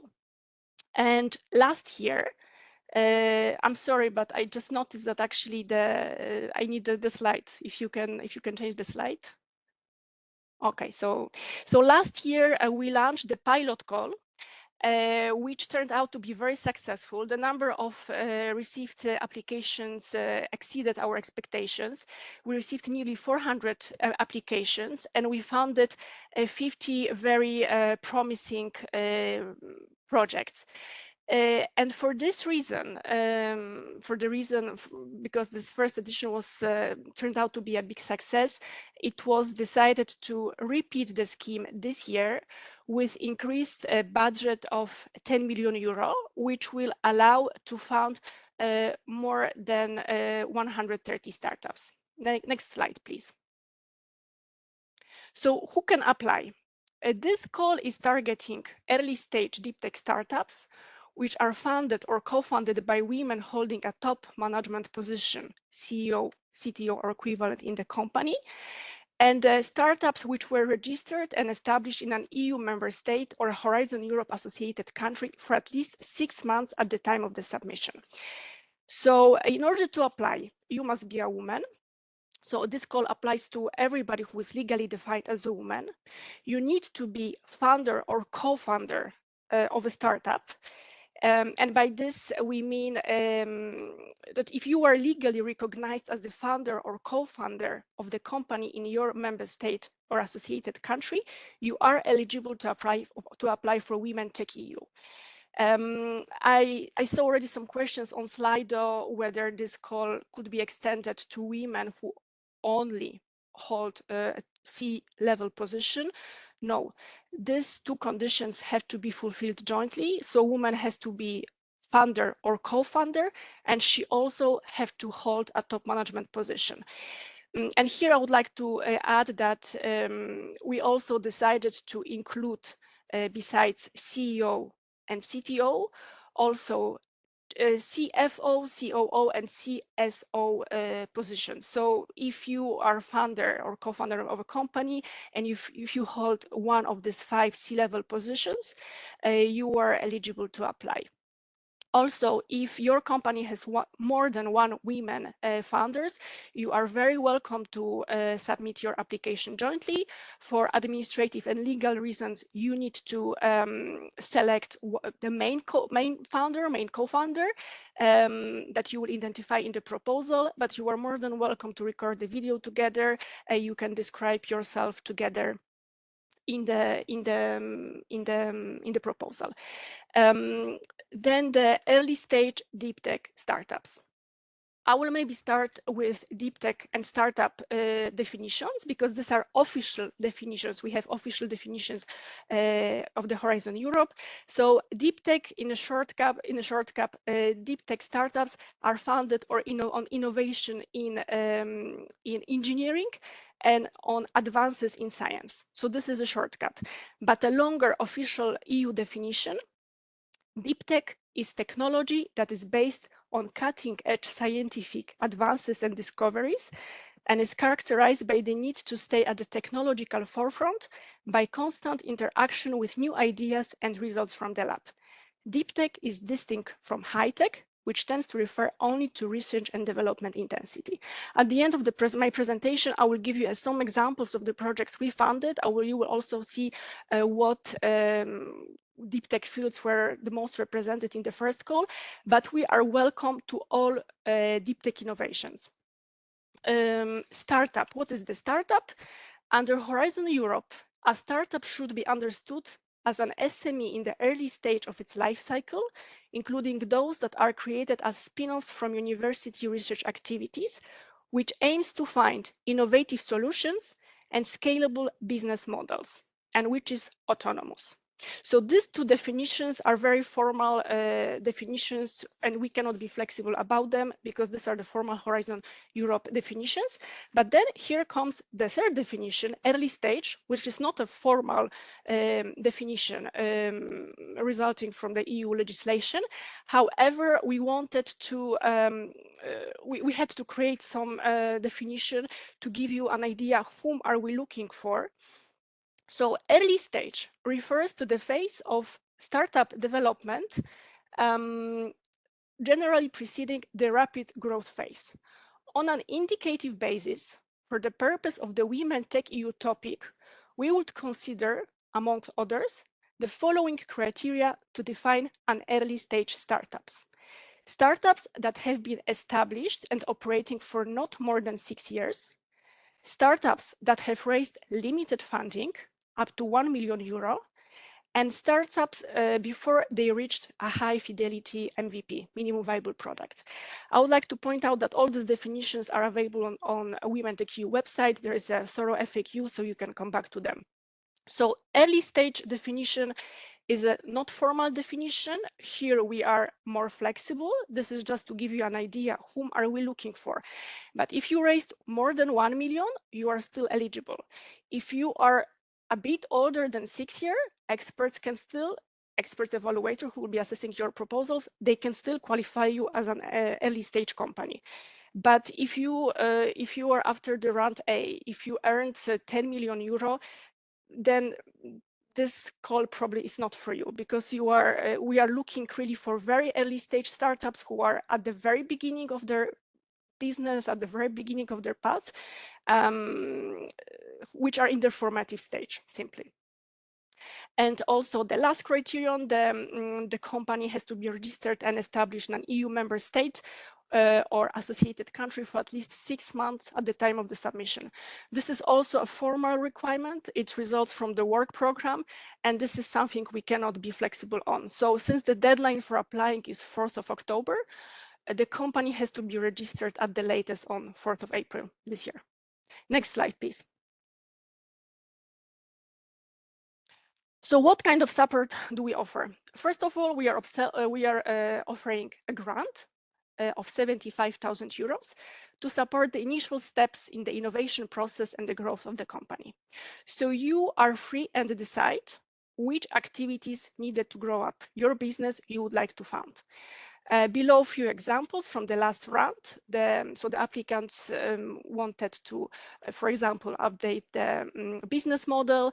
They wanted to apply for certification. They wanted to work on their IP strategy. So you need to indicate in the application what kind of activities you would like to finance with this grant, and experts evaluators will assess whether these activities are really the most needed at this stage, whether they make sense, whether they can be funded with this grant. So you decide, and you will be assessed by experts. Secondly, we offer a mentoring and coaching under the new EIC Women Leadership Program. So all our beneficiaries will work with mentors and coaches. So each of them, each of you, or sorry, each beneficiary will be able to choose a mentor. Mentors and coaches are experienced entrepreneurs, investors, VCs, innovators. So mentors will work probably more on the soft skills. They will help you to define your career or business growth path. They will work on the next steps. They will share with you their networks. And the business coaches, they will focus mostly on the business side of your business. So they will work with you on your business plan or on market entry, etc. Besides, in the framework of this Women Leadership Program, a set of trainings will be organized to strengthen some of your skills. And last but not least, the support offered is also the EU recognition. I have heard from the the first edition beneficiaries that the fact that they were recognized and funded by the European Union opened many doors for them, because it's easier for them to approach the investors, because they can prove that they are credible, that they are recognized by the EU. So I believe it's really worth a try. Next slide, please. The application form. This topic is a CSA. However, our application form was customized just for this topic. You will find it on the funding and tenders portal. The core application form comprises 10 pages. And on these pages, you need to describe your business. The questions are structured around 3 criteria: excellence, impact, and implementation. In excellence, there are mostly questions on your deep tech innovation, its development, feasibility. So please describe what are you developing? What did you achieve so far? How does your deep tech innovation is different and novel and beyond state of the art than other similar innovations? Or hopefully you don't have any competitors because you are developing something totally novel. In impact, we focus on business side, so business strategy, business plan, business model. Please also describe us why this grant will make a difference, what will be the added value, because this will be assessed by the evaluators. And thirdly, in the criterion implementation, there will be questions on the woman funder, on the team, and plan activities. On the team, please write what are your strong points, And also you can point out what skills, what expertise are you missing, and you are planning to hire this, for example, in the next term. And plan activities, as I mentioned, you know the best what you need to work on now, and so you need to tell us how would you like to spend this grant on. Secondly, we would like to ask you to provide us with a short inspirational video of 3 minutes. This video absolutely doesn't have to be professional. You can record it with your phone. This was the majority of the applications we received were recorded with the phone. It's just a short teaser pitch. We want to understand who are you, what is your role in the company, and how are you contributing to the success of the company. The non-exhaustive list of questions is included in the application. Besides, you need to provide us with executive summary of the business plan of up to 5 pages. And the list of questions is also included in the template. We want to see financial and corporate information. So we want to see what was the funding of your company up to date. And also we want to see the capitalization table. So who is owning your company?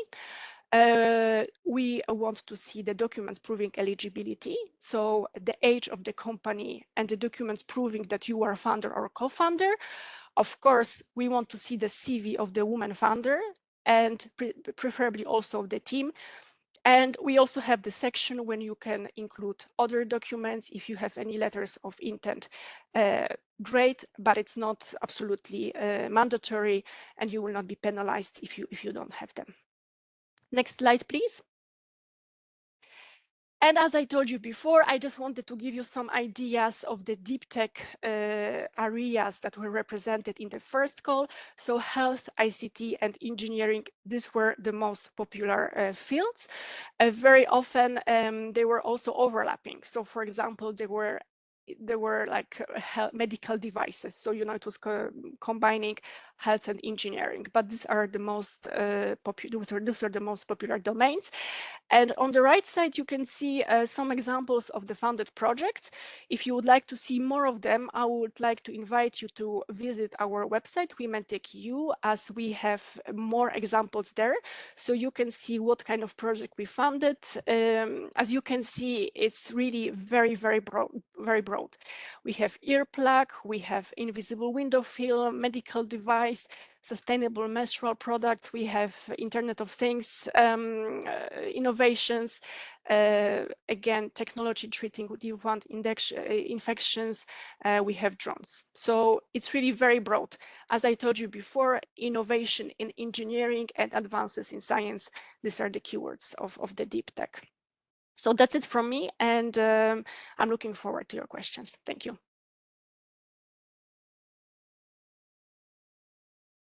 Many thanks, Natalia. So now we are joining the question and answer session.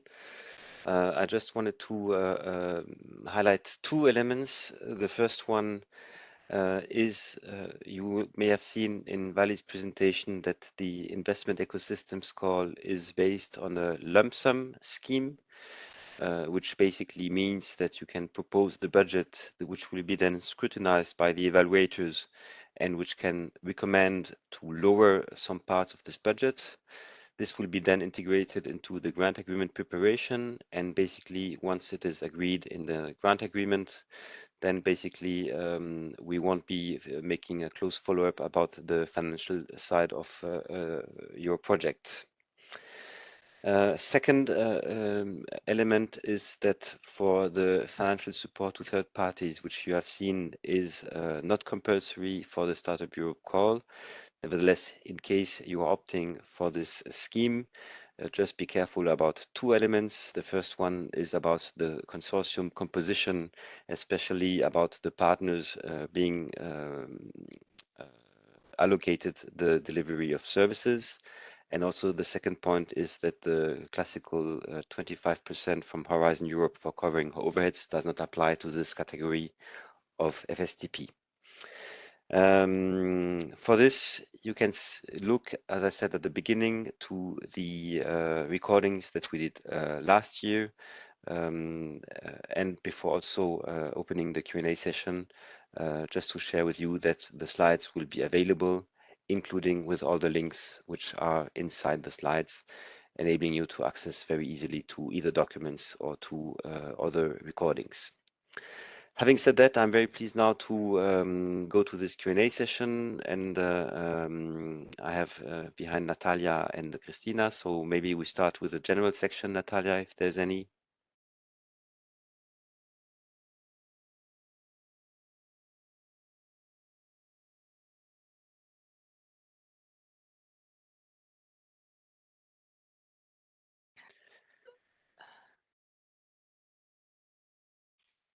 Okay, so let's have a look. Let's roll them out. So when the EIE work program for 2023-2024 will be available, and if the same topics for calls will remain for 2023. So basically, you can already find a first draft, public draft, which you can even find on internet. So this is available, and the topics, of course, are changing from one work program to the other. So I won't have time now to go into the details of all the changes. Nevertheless, you have seen also on the side of Startup Europe that probably there will be a call in 2023, very similar to the one we have in 2022. So for the rest, I invite you to have a look at the draft. This is what you can find quite easily. Next question is, will the recording be available? Yes, indeed. And by the way, it's also the opportunity for me to let you know that we will also share the slides. So both slides and recording will be available. I think it will take a couple of days, but it will be very quick. Next question. Cooperation with EDIH, EN. Does this mean they have to be partner in the consortium, or just working together with them, proof with LOI? So here in general terms, the answer is that it really, it's not an obligation to have them in. You have seen it in all the calls. They're usually given as example, but I mean, there's no namely obligation for working with these very specific networks. So that's the first part of the answer. And the second part is in case you're working with them, of course, it's always good to have a letter intent in the proposal. Next question. I think this is more specific to Connect. So if you're around, Christina, I'm passing you the floor immediately.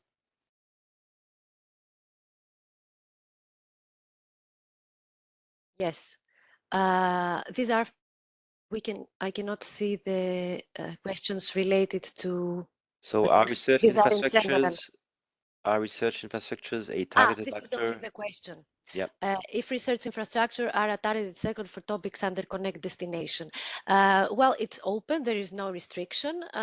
In our co-fund call, we're mentioning that the target group is anyone who is in line with the scope and can provide to the expected outcomes. So this can be checked on a case by case,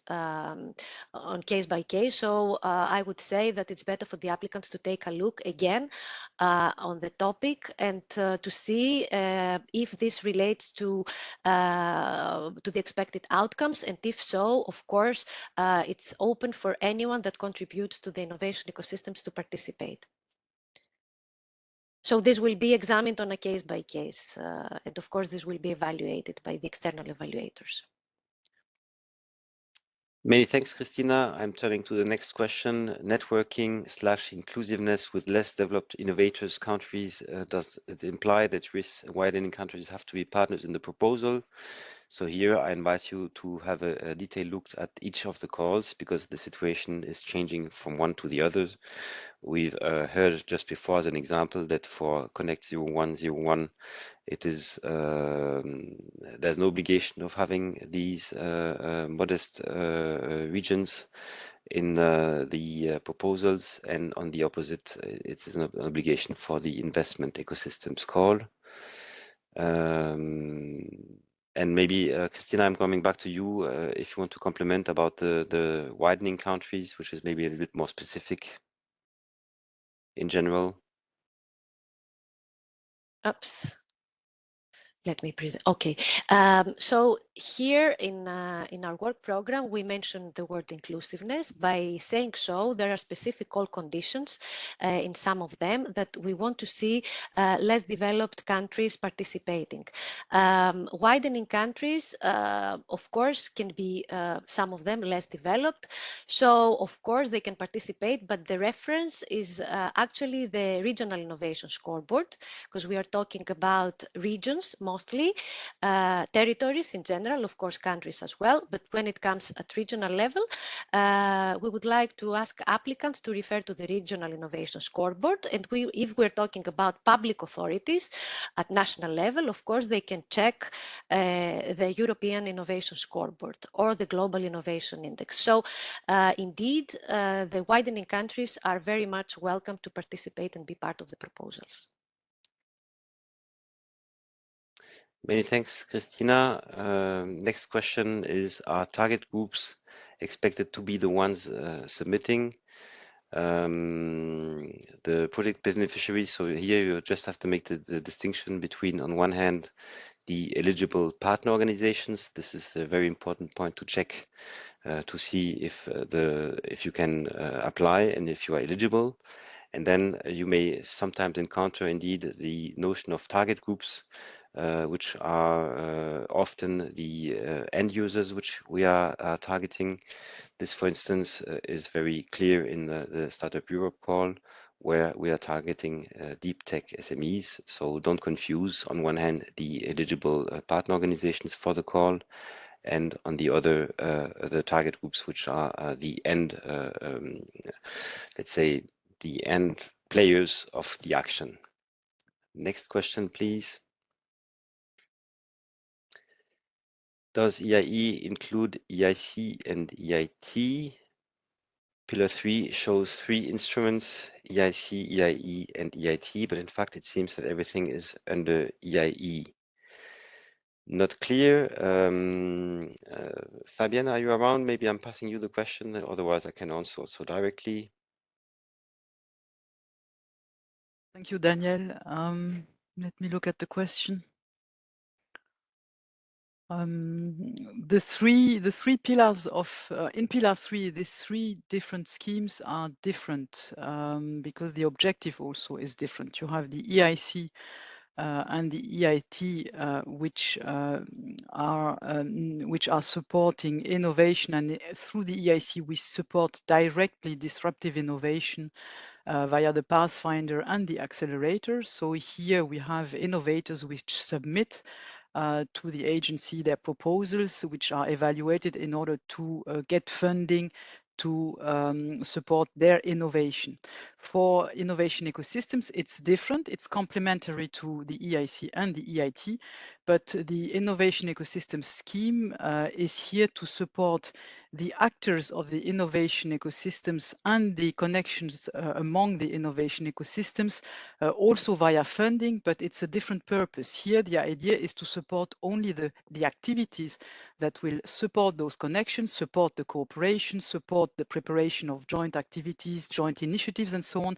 And we do not fund research and innovation. So it's a scheme that is completely different, or that is, yes, different from the EIC and the EIT, because here it is to be seen as support measures of innovation ecosystem players, but not support and funding innovation per se. So those activities in a project will not be supported financially. It is the connections and the networking and the cooperation that will be supported. That's a major difference between those various schemes. But there is a complementarity to be seen, because support to innovation is not only about funding the innovations per se, it is also help and support to be provided to the different companies, for instance, in reaching out to investors, in reaching out to other players, a university with a startup, a university with a funding scheme, and so on. So these are different objectives among the 3 pillars.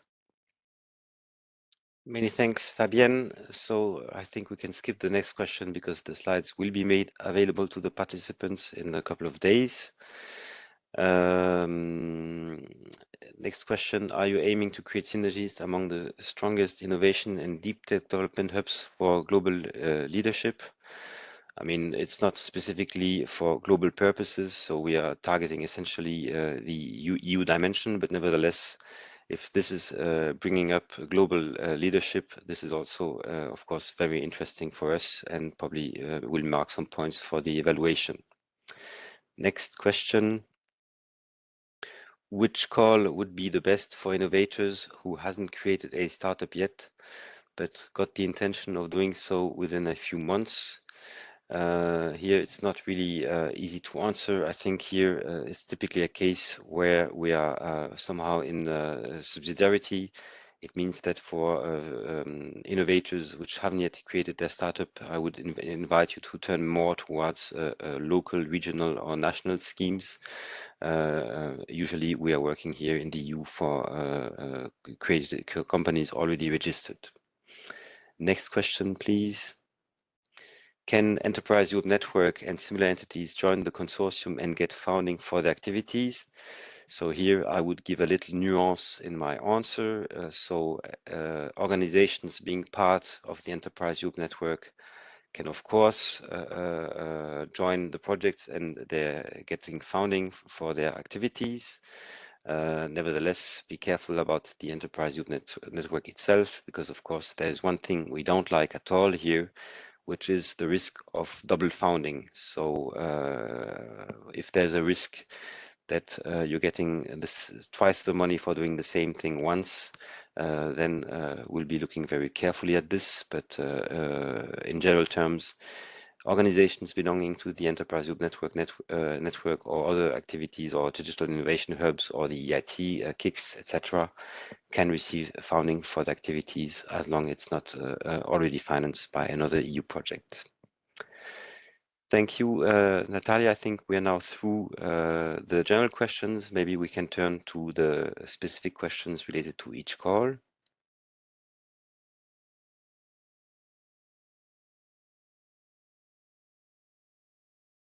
And we start with Connect. So if you don't mind, Christina, I will leave you reading the question if it's okay for you. So Yes. you can go ahead. Yes, it's fine with me, Daniel. Thank you. So the first question, could you provide an example of a project idea? Well, this is a very good question. Everybody's looking for ideas. We are also looking for ideas from you. This is why we are here. We expect you to innovate and actually to surprise us with the innovativeness of the proposal. So as I said during my presentation, for this kind of projects, these are completely bottom-up. There is no need for you, there is no thematic or technological area to which the applicant should focus on. This means that, of course, since we are talking about an Horizon Europe program, we want to see the EU added value here and the collaboration between the territories and the actors. So in this case, we would like and we encourage actually the applicants to submit proposals, also having in mind that we would be also in favor of seeing projects related to EU challenges and EU priorities, as I mentioned, for example, the digital or the green transition. So we can go to the next one. So what if a partner exits during the 5-year period? A lot can happen. Organizations can stop, merge, change focus, and so on. Well, indeed, we are very much aware of this risk when you're launching projects of more than 5 years. We are aware that this will be very long projects. Many things can happen, of course, during these projects.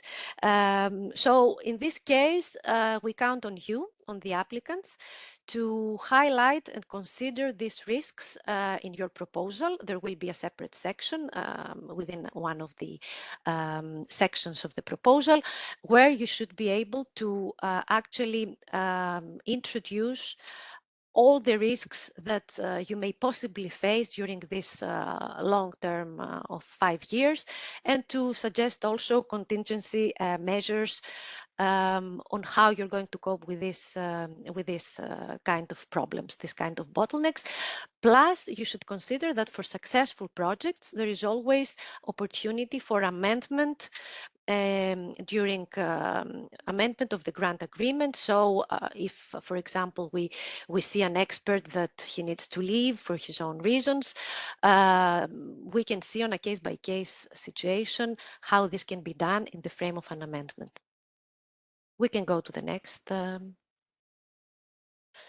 So please explain the budget usage for 5 years with only an annual plan for year 1 expressed in an application. Yes, very good question. I want to make it clear. There is a differentiation between the 5 years action plan, the 5 years, at least 5 years project that we expect to see from you, from the applicants, with the annual work programs. The annual work programs are actually describing in detail, in more detail than in the application, what needs to be done, what kind of activities will be implemented, or what kind of activities have been completed within 1 year. And this will be defined during the project. So this will be delivered on a yearly basis to us. So this will comprise a deliverable, an official deliverable in the proposal on a yearly basis. When it comes to the first year, as an annex to Part B, there will be an annual work program for the first year. So the evaluators will be able to evaluate also in detail what needs to be done in the first year. Depending on how detailed is Part B,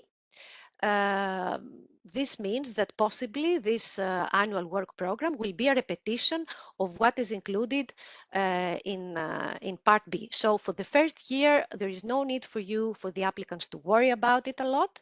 We are all learning from this scheme. So you can just repeat what is included in Part B, unless if you already know, if you have already have an agreement, and you can provide more details for the first year as annex. So we can go to the next one. So why is this not a scale-up co-fund, as it is more focused on business growth rather than networking? Well, here Fabienne presented in the beginning the different destinations that we are having under our European Innovation Ecosystems Work Program.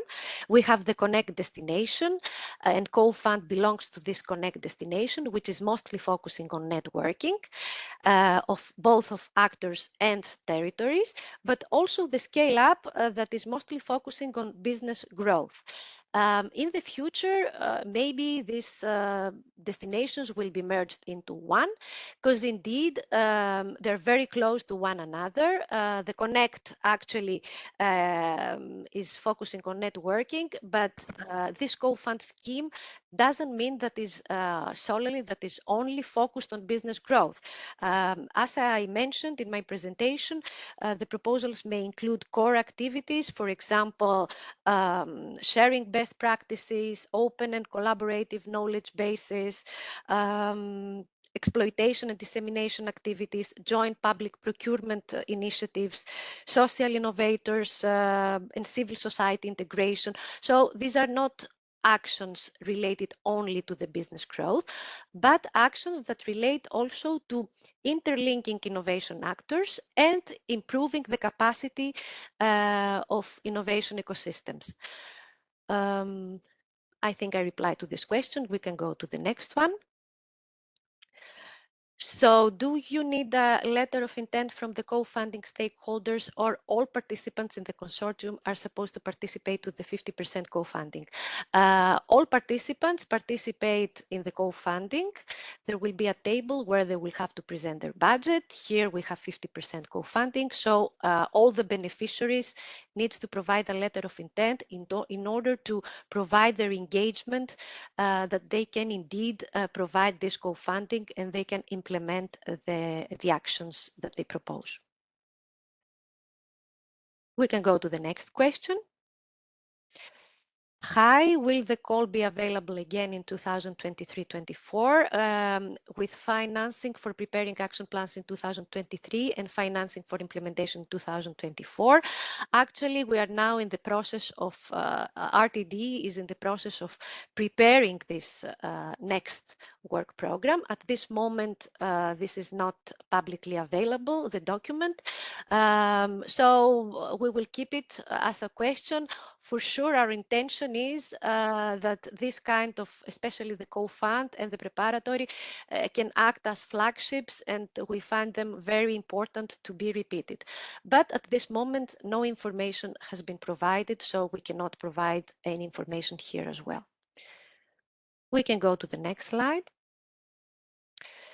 For the 3 legal entities, do they need to be from different countries?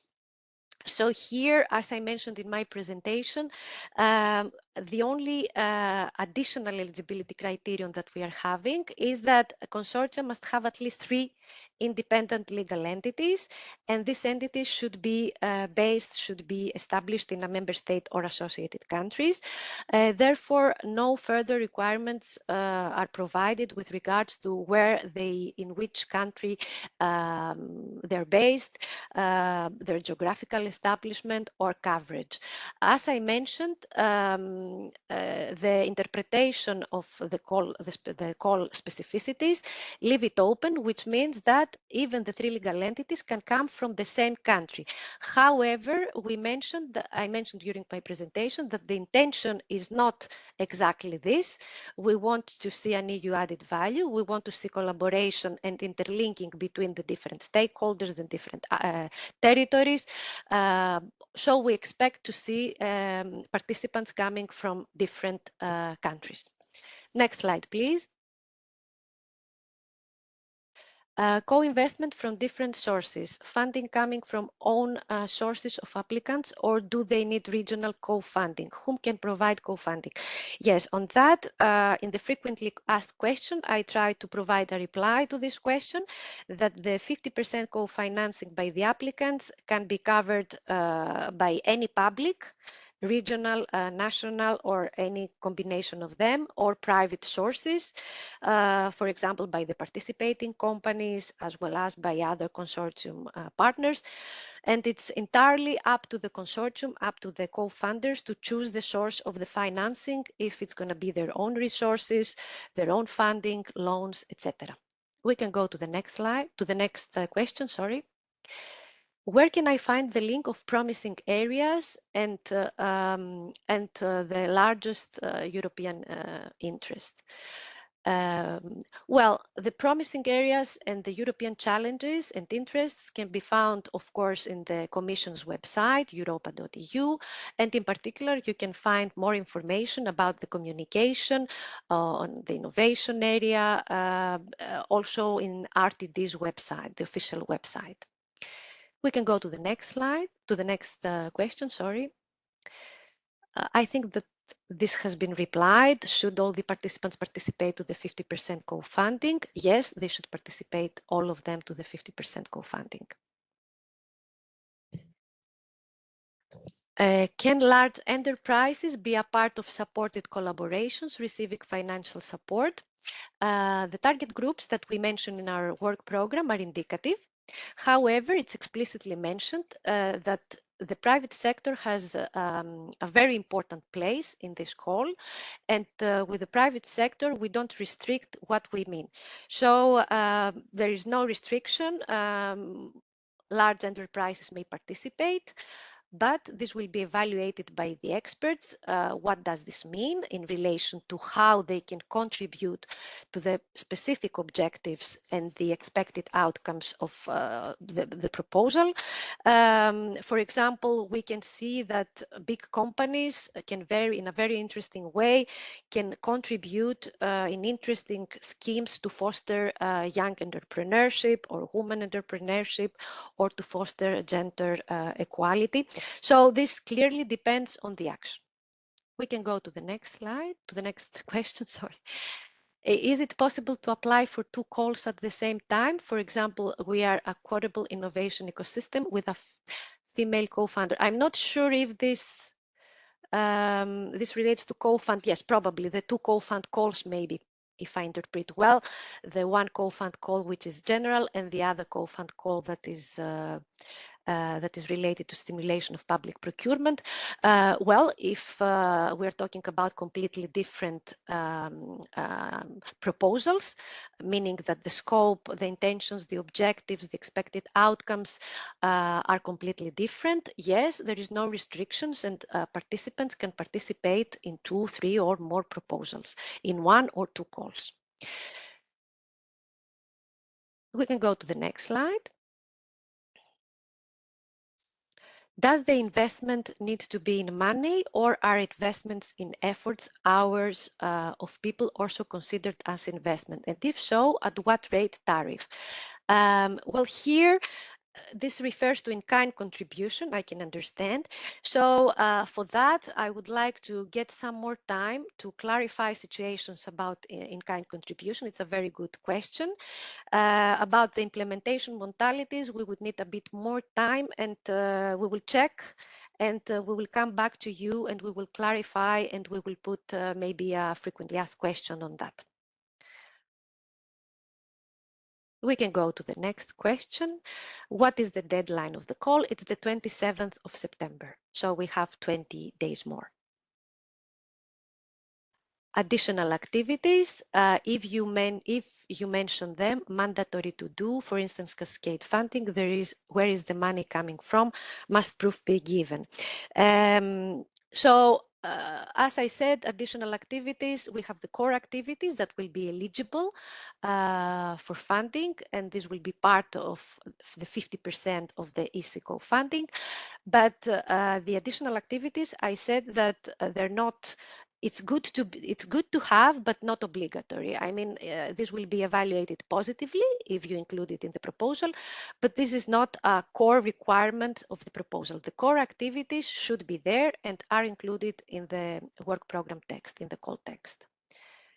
And as I say, the money, because I see also this relates also to the money, it's up to the applicants to decide where the money can come from. The source, it's up to the applicants to decide.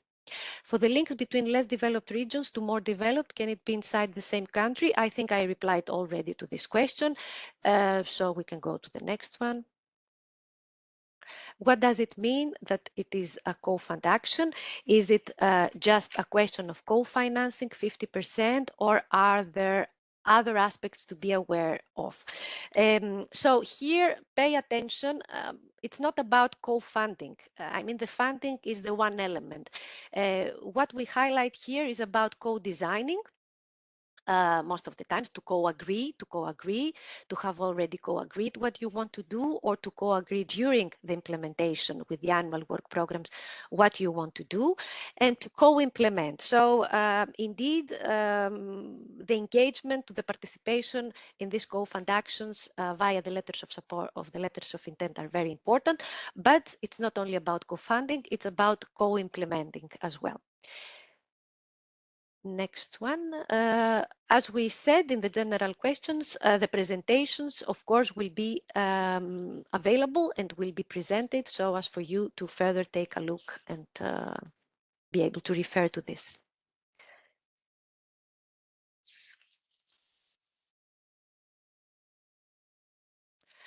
I think that we now go to the next one, connect to the co-fund topic in relation to stimulating innovation procurement. So would international matchmaking tool between innovation providers and buyers fall under procurement? So here, indeed, you should pay attention when it comes to the internationalization of tools. We're talking about Horizon Europe projects. Our focus is in Europe. We want to see to increase the competitiveness of Europe. So, of course, the topic is open for any kind of tools that will stimulate the innovation procurement. However, you should always pay attention how these tools are going to contribute to the expected outcomes, which means how these tools will promote and foster this innovation procurement in Europe. We can go to the next one. Joint procurement initiative means that the same procurement is jointly published by different actors.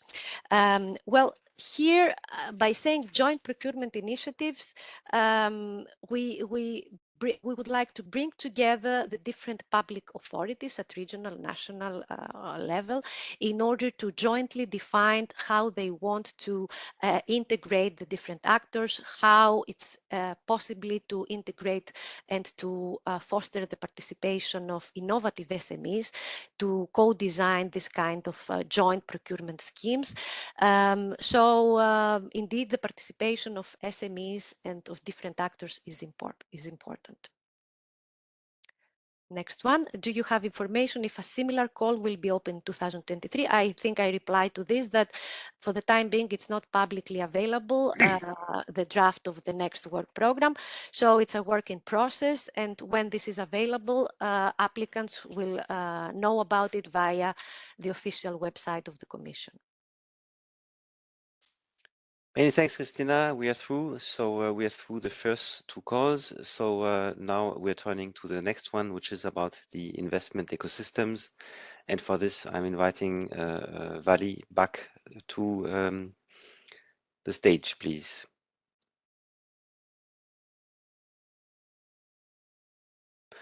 Yes, hello. Please go ahead, Vali. Yes. Okay. You should publish a list of less connected countries. This is a very interesting question. And it could be that I was not so clear during my presentation because you will find this information in the Regional Innovation Scoreboard, where you have all the information about the region classified by modest, moderated region and strong innovators and leaders and strong innovators.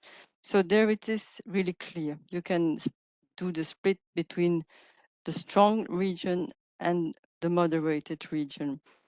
If we have to consider national organization, you will have to go to the European Innovation Scoreboard, because there you will have the information on which country is strong innovator and leader and modest and moderated innovator. So if we are speaking about associated countries, again, you will have to go to the European Innovation Scoreboard, because there are information on the neighbor countries of Europe.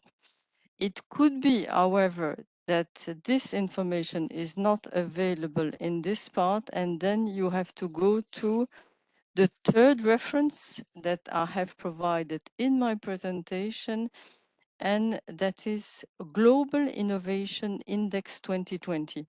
So for the moment, we do not have provided a list, but everything is available in the documentation that I have mentioned to you. So the third reference is Global Innovation Index, where you can find the ranking of all the countries. And what you have to apply is, when the ranking is below 25, it is a modest or moderated country.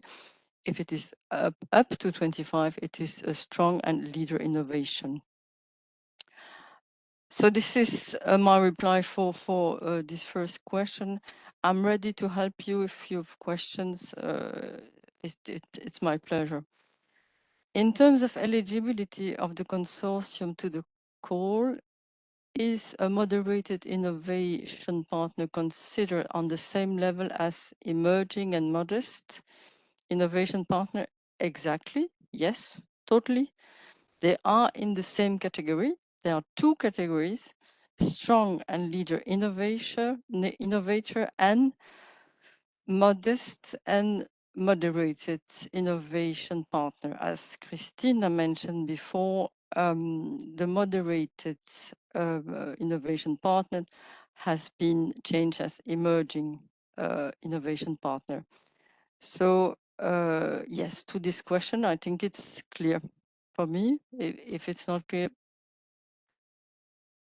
are there any restriction on the percentage of budget distribution between partners and between countries within the consortium? From the core text, we do not see any restriction on that. However, I would invite you to read the general annexes that is uploaded to the portal, 13 general annexes, where you have the description of the cost, everything. But on this aspect, repartition between the percentage of budget distribution between partners and country, there are no indication. However, I would recommend you to be as objective as possible, because if there is a real disadvantage, or is there something that the expert would not understand on the repartition of the budget, it could be that you have to clearly, work on that really carefully. So my response is no, but be careful. The lack of investor for highly risk business is true also in connected ecosystem. This is true, but I agree completely. And we have other projects working on that. But in this call, it is not the objective of this call. The objective of this call is really to improve infrastructure, information, access to investor, and to allow startups in this region to be followed, to allow them to scale up more easily. So yes, you're right, but it is not the objective of the call.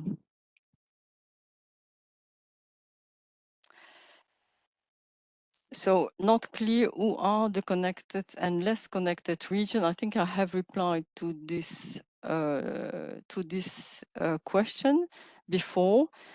Before presenting the call, I was also a little bit worried about that because it is not so clear.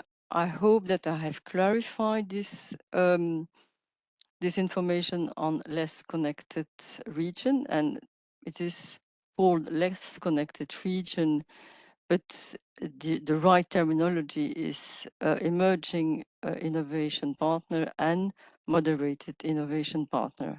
So again, same answer: regional innovation scoreboard, European innovation scoreboard, and global index. So I think I can. We will put that in the FAQs with pleasure. I have already answered this to my colleagues that I have recorded this question. It is already available, and it will be provided to you with the presentation, with the recording, and everything.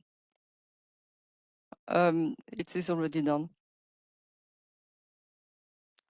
Are any of these costs not eligible? Subcontracting costs, travel, purchase of equipment, financial support to third party. I can already answer that. Subcontracting, travel, purchase of equipment, I'm not sure. Financial support to third party, not into my opinion for this call. However, please refer to the general annexes and specifically to the financial operation. Well, you have all the financial question on page 15 from this general annexes, where you have the detail about the costs that are eligible.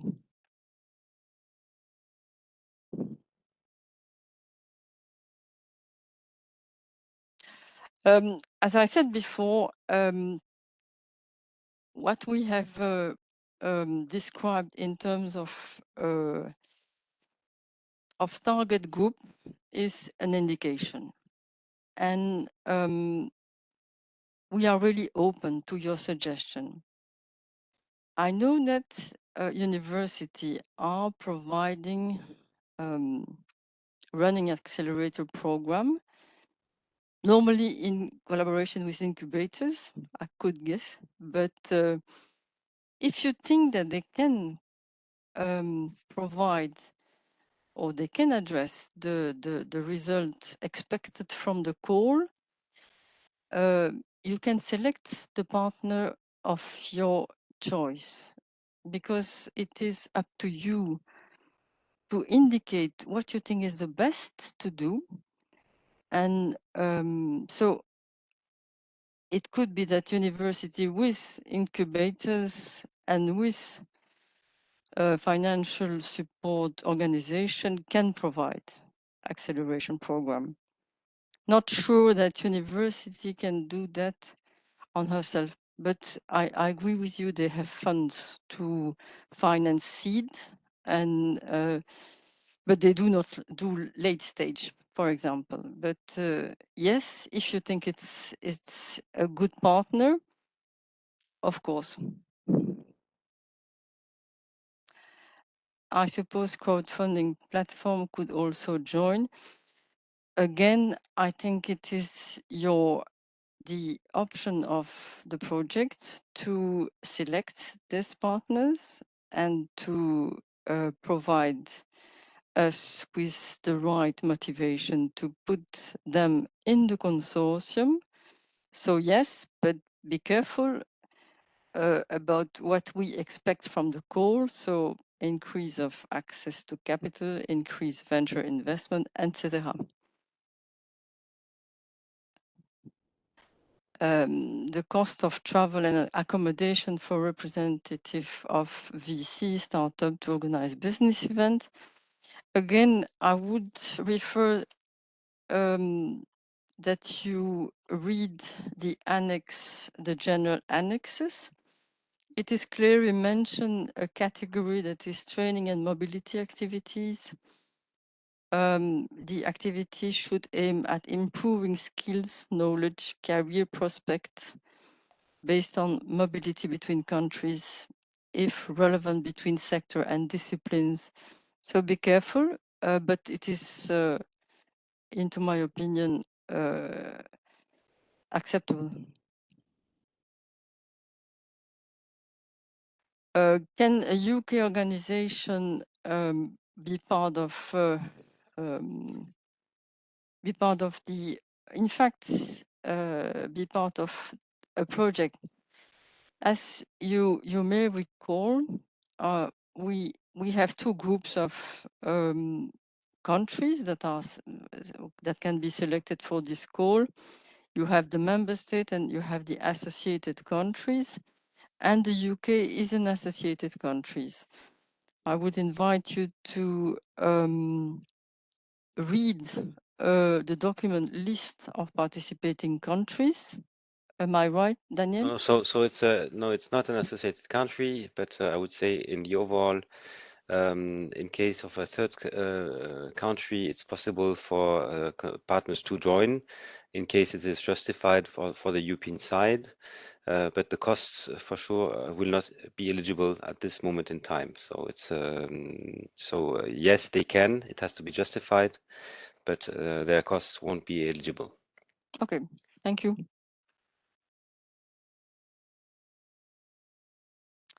Does this call also support action aimed at assisting early stage investment and startups such as seed or only VC? As described in the 5 topics, the objective is really to assist investor, venture capital, including women investor during the whole process of investment, from the pre-entry stage until the exit, by ensuring support in administrative, legal, linguistic, and cultural issue. Yes, it is admissible.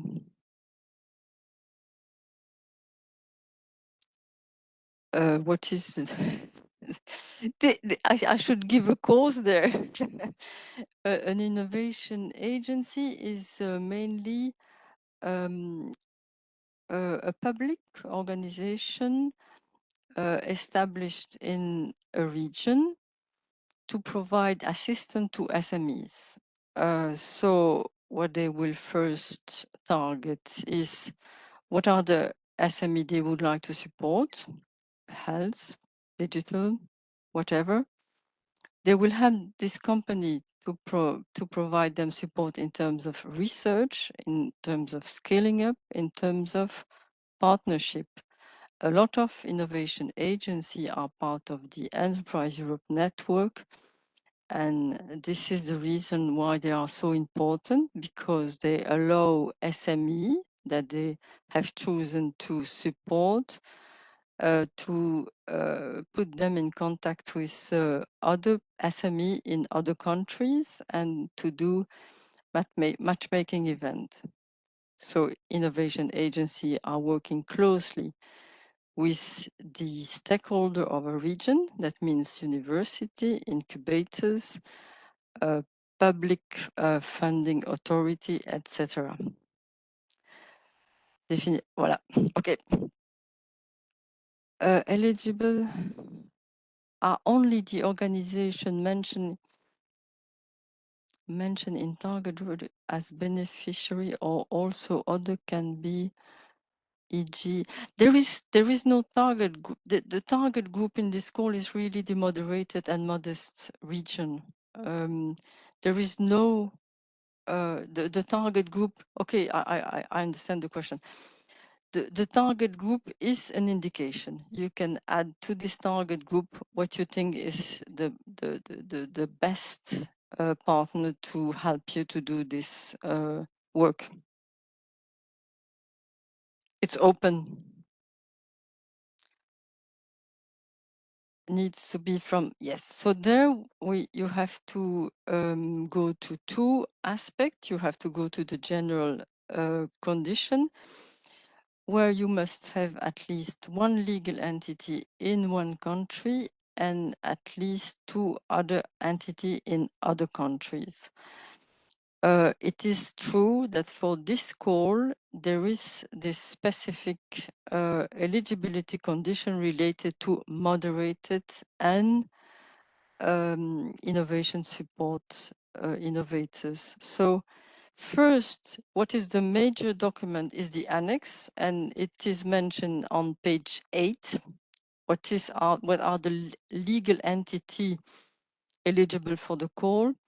And then you consider the specific eligible condition for the call. But the predominant document for this call is the general annexes.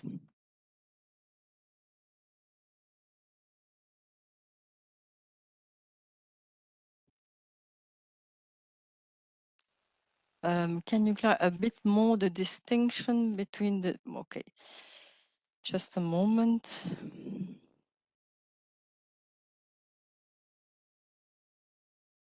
So the first objective is to increase access to capital and investment in less connected company, innovation ecosystem. So this is a global objective. So it means that the capital can come from other companies, from investor, from innovation actor, from public support organization. So there it is a global sentence. So after that, you have increased venture investment and enable late stage growth of local startup. So there you are in the phase of pre-seed is already realized, and then you allow venture capital to invest in the company. But afterwards, you have to be careful, because you have to take into account the late stage growth and exit. So this is more specific on the venture capital actors. Facilitate investor access to the flow of local deals. That means to facilitate investor to know what is happening in this region. How are the startup finance? What are the local partners? How can they build synergy between them? So there it is more a question of facilitating and increase knowledge of investor in a region, in what is happening in a region. And there we go to this question, improved investor knowledge on regulatory framework and network and markets. So this is clearly mentioned in the 6th action that I have described, plus the encouragement to work with Enterprise Europe Network.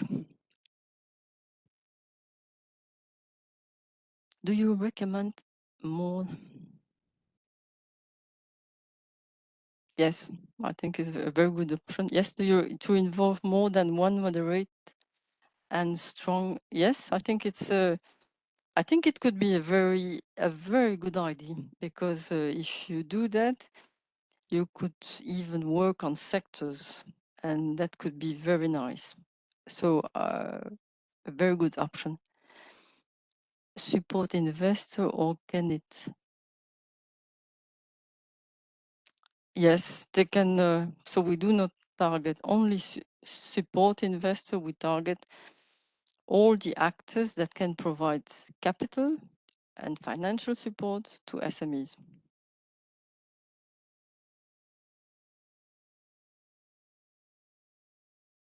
I think I've answered this question.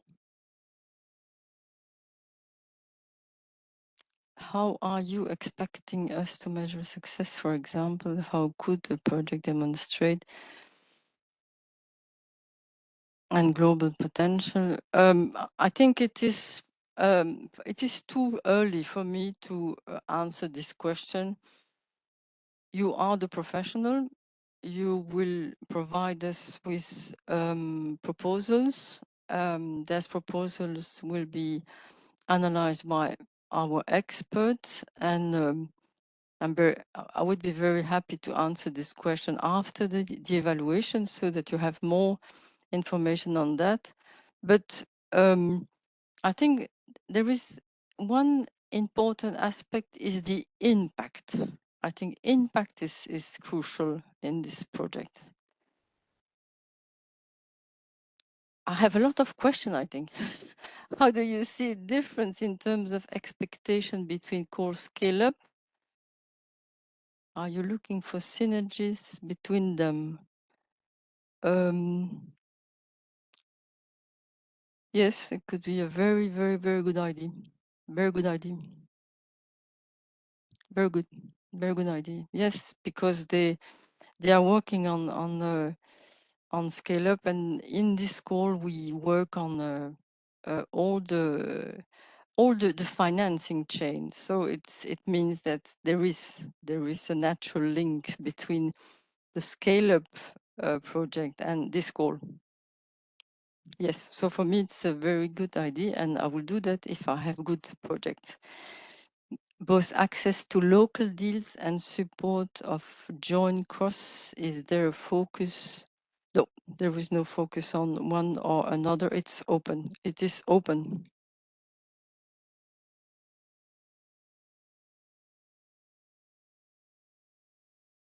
Thank you. I hope everything was clear. I have tried to No, it clarify. was. No, indeed. I mean, there's of course quite broad indications in the call, so it leaves a lot of space to you, dear applicants, to provide us with some convincing performance indicators.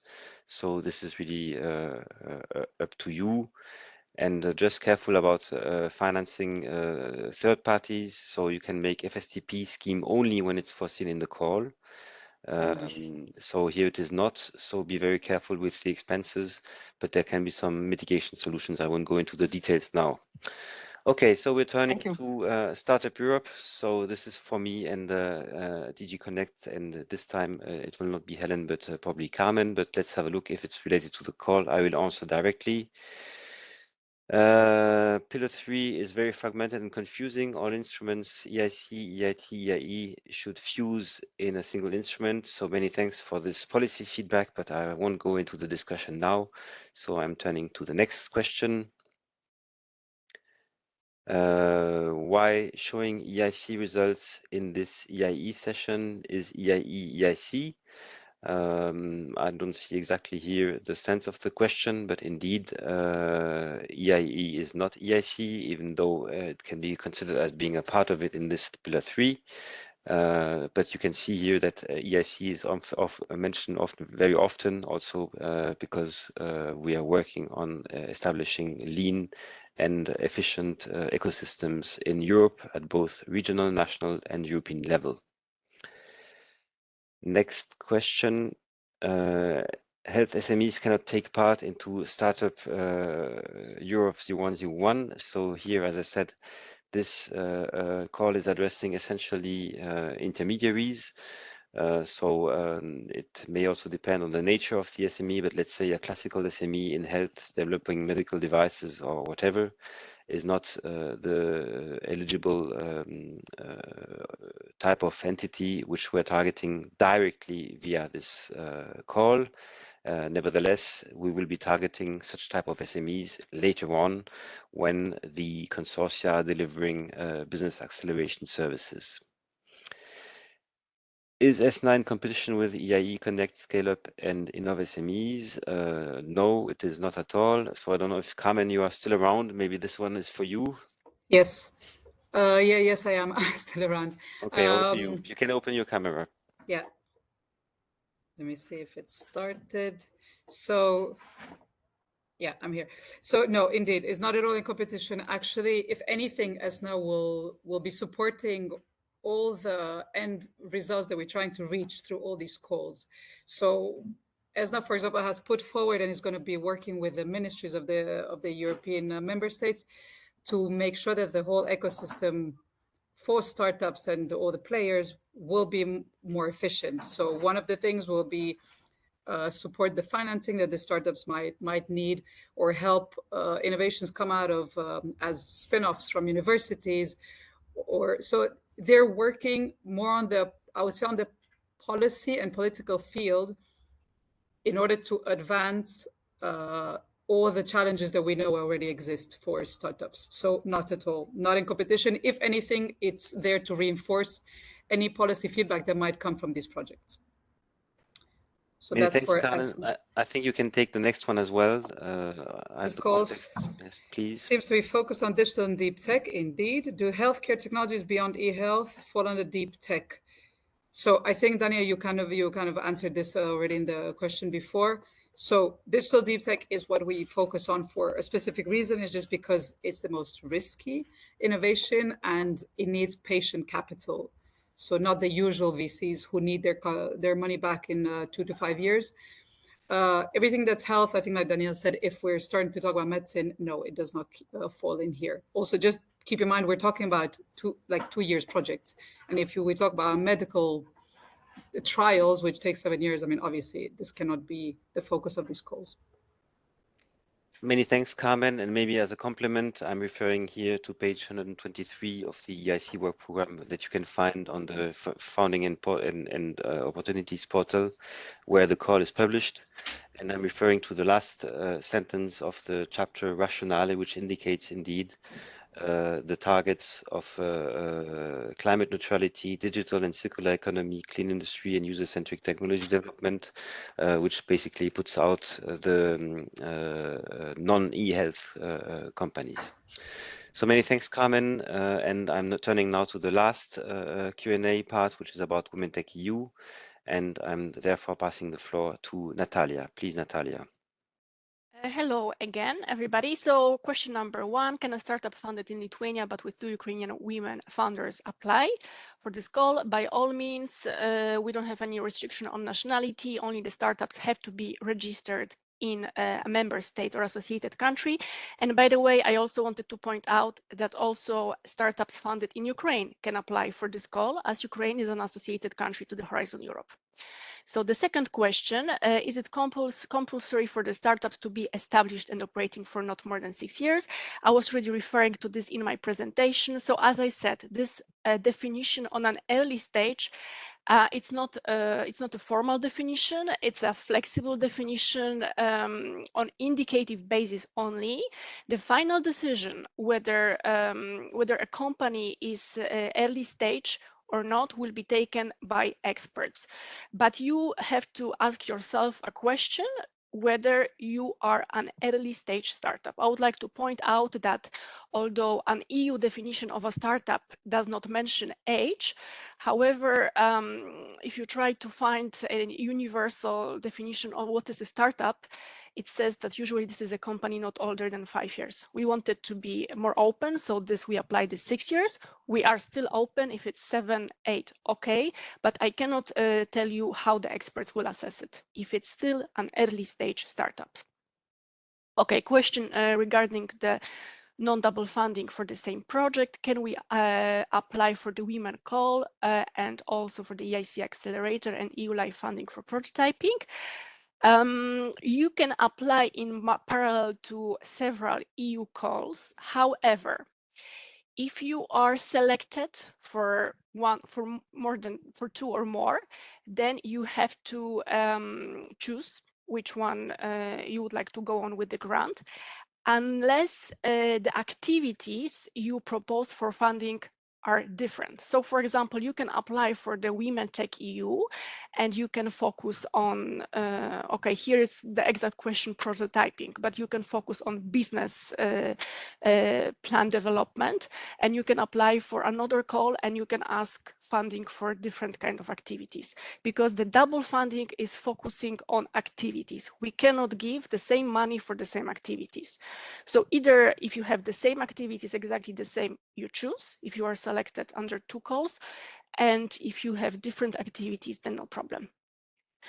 Could we use the year of creation instead of the date? As I told you, I'm very sorry, but this is a formal requirement resulting from the work program. So this we cannot skip. The company has to be funded on 4th of April or earlier. Sorry. Can the startups establish, this is, I think, the same question as before. I don't know about the acquisition by a woman researcher, but then is she still a founder? If she is acquiring a company after 6 years, because we do not operate here with the definition of owner of the company, although founder, of course, should be also owner of co-owner. But she has to be founder. So here, I'm not sure. As I told you, it's not going to be me assessing the applications. This will be our evaluators who are entrepreneurs, who are business angels, VCs, innovators. So they will, I cannot tell you exactly. So it can be still older, but acquisition by women researcher after 6 years, I'm not sure whether it would be accepted by experts as a co-founder. Regarding the activities to be supported, should they be only related to the woman entrepreneur or company development, or can be also product development? So the activities, as I mentioned before, they shouldn't be really related to the woman entrepreneurs. It's most the company development, business development. But as I mentioned in my application, I gave you a few examples. It can also be product development. So you can work on your prototype, absolutely. And yeah, it's okay. But as I told you, the experts will also assess, is this activity really the most needed at this stage? Is this needed now? Is the mentioned mentoring and training activities should be okay? So the mentoring and training activities, yes, in the application form there is a question. There is first general question, how the Women Tech EU program can support you, and also there's a specific question, how the women leadership program can support you, where you can, for example, say what kind of skills you are missing. Would you like to learn to invest, to negotiate with investors? Would you like to improve your leadership skills? So you can just mention how such a training, how such a mentoring would empower you. Could it be possible to enlarge participation to C-level women that are not founders or co-founders? This is also the condition resulting from the work program. This call is for women who are founders or co-founders and who also hold a top management position. This is the specificity of this particular scheme. What refers CSO? This is Chief Scientific Officer, so someone who is behind this innovation. Does the startup need to be a university spin-off, or it could be funded by a woman with a research and development experience? Absolutely, it doesn't have to be a spin-off. I just said that this is one of the possibility that startup can be a spin-off from the university. A total majority of applications we received this were absolutely independent startups. So it can be spin-off from the university, but no, it doesn't have to be. Is it still possible to apply for Women Tech EU? Absolutely. The deadline is 4th of October. There are still nearly 4 months to apply. So this is really a lot of time because the application is rather it's not complicated, not complex. The questions are straightforward. So it's absolutely, you have a lot of time to prepare a good application. How are the letters of intent submitted? In the application form, you will have several annexes. There is one annex called Other Documents, where you can submit letters of intent. These letters of intent are not compulsory. If you do not have them yet because you are very early, you will not be penalized for this. This is, of course, an asset if you prove already some interest. Yeah, but they are not compulsory and they are being submitted in an annex called Other Documents. For a successful application, in the application questions are the innovation business, but it's also requested about the alignment of topic and action project. What should focus? I'm not sure I understand this question because the list of questions in the application form is very clear. You should reply all questions because if some question is missing, then and experts, evaluators do not see a particular answer, they could score your application lower. So there is a list of questions which you should answer, all questions that are indicated there. What are you looking for the most, or should we focus most on in application, meeting the topic, developing a product, etc. So of course you need to meet the topic, but I'm very sorry I cannot give you the exact indications here or instructions. It's you who know where are you now, at what stage of development is your company or your product. And it's you who is deciding what is really crucial now. What do we need to do now to grow it?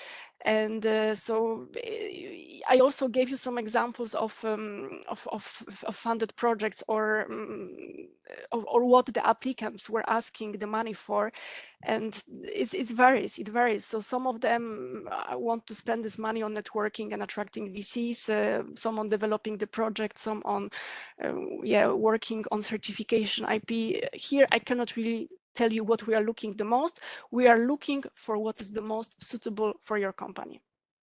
And this is, you are the only one who know it. For the successful application, it's important that the startup has already entered the market and has some revenue. If so, remarkable revenue is expected. I would like to point out that this is a call for very early stage companies.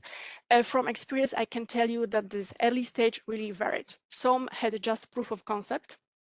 Some of them already were slowly entering the market. So it is okay to have some revenue, but it is also okay not to have revenue, because we understand that you can be at the very beginning of your path. You only have a proof of concept. You only start to develop your product. So it's okay not to have this revenue. So this will be assessed according to where your business is now. So, but if you are already, if you enter the market, it's also the question: are you still an early stage startup? As I told you, this kind of like the line is the high fidelity MVP. This means that the product is final and you can fully commercialize it. What does early stage startup mean? I think I gave a thorough definition. Can a company be registered for more than 5 years? Yes, it's okay. But the final decision whether the startup is still an early stage will be taken by evaluators. Could we please have an explanation why women need to be also founders, co-founders? This is a big restriction. Yes, this is restriction, but this is what this call is focusing on. As I told you at the very beginning of my presentation, the startup ecosystem is very gender unbalanced. 85% of all startups are founded totally by men. So with this call, we simply would like to increase a bit the number of women-led startups, women-founded startups. Therefore, such a call was proposed and supported by member states. That's it from me. Thank you very much. Thank you, Natalia. So let me thank you upfront, dear participants, for the many questions that you have asked us. This really shows a high level of interest. Of course, this has a the consequence that we're slightly delayed in the time schedule. So I'm now turning to the conclusion, and I just wanted to highlight again the existing publications that we have produced in the area of innovation support activities. So this essentially is based on Innovation in SMEs work program results. And let me insist again that we will soon issue a new edition of the InnoSup 1 impact report. This is also relevant for proposals which contain the financial support to third-party financing scheme.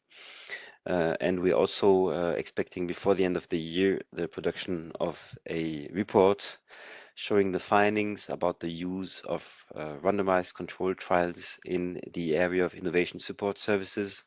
And this can be also highly interesting for you. So this will be made available before the end of the year. I also wanted to let you know that we are now working, now that the grant agreements of the first generation of our projects have been signed. We will be progressively facilitating the access to any users to these new projects. So here I invite you to keep posted on our social media or on the pages related to the European Innovation Ecosystems program. Also, don't forget that on each call page there is a partner search feature, which can be helpful for you to find other partners, even though it's usually better to work with partners that you've already known from the past, but you never know, you may also find very valuable partners with this search facility. Let me also repeat for last time that for the investment acceleration call, this is based on a lump sum. So let me insist again on the facilitation of this scheme, which basically, once the budget is agreed, does not need to have any follow-up because then the payment will be in proportion of the implementation of the description of action. So it's a really a great facilitation. So don't forget this when you're preparing your applications. And also, I'm repeating also that for Startup Europe, for the ones opting for the financial support to third parties, so not only there is now a new guidance document which is available on the call page, but like also the question of lump sums, I invite you to have a look at the recordings of last year. It's still 100% valid for this year's calls. I think I've now reached the end of this information session. Let me thank you, especially you, dear participants, for your participation this morning. It has shown also a great interest in numbers as the number of registration went up to 740. And I also wanted to thank here publicly the ACE-MEA team. So, of course, this starts with our colleagues from the communication sector, which gave us a great hand for publicizing the existence of this event and also for arranging all the logistical details. And also the colleagues from the unit being in the back office for the management of the slides, for the management of this virtual room, and also for the Slido back office. So it's now time for me to wish you all the best of luck for your applications. I hope that this information session has been helpful to you, and you will receive soon a little thank you email for thanking you for your participation this morning. And the recording as well as the slides will be made available probably as from tomorrow. So I thank you for your participation, and I'm wishing you a good preparation of your proposals, and in the meantime, an excellent afternoon. Bye-bye.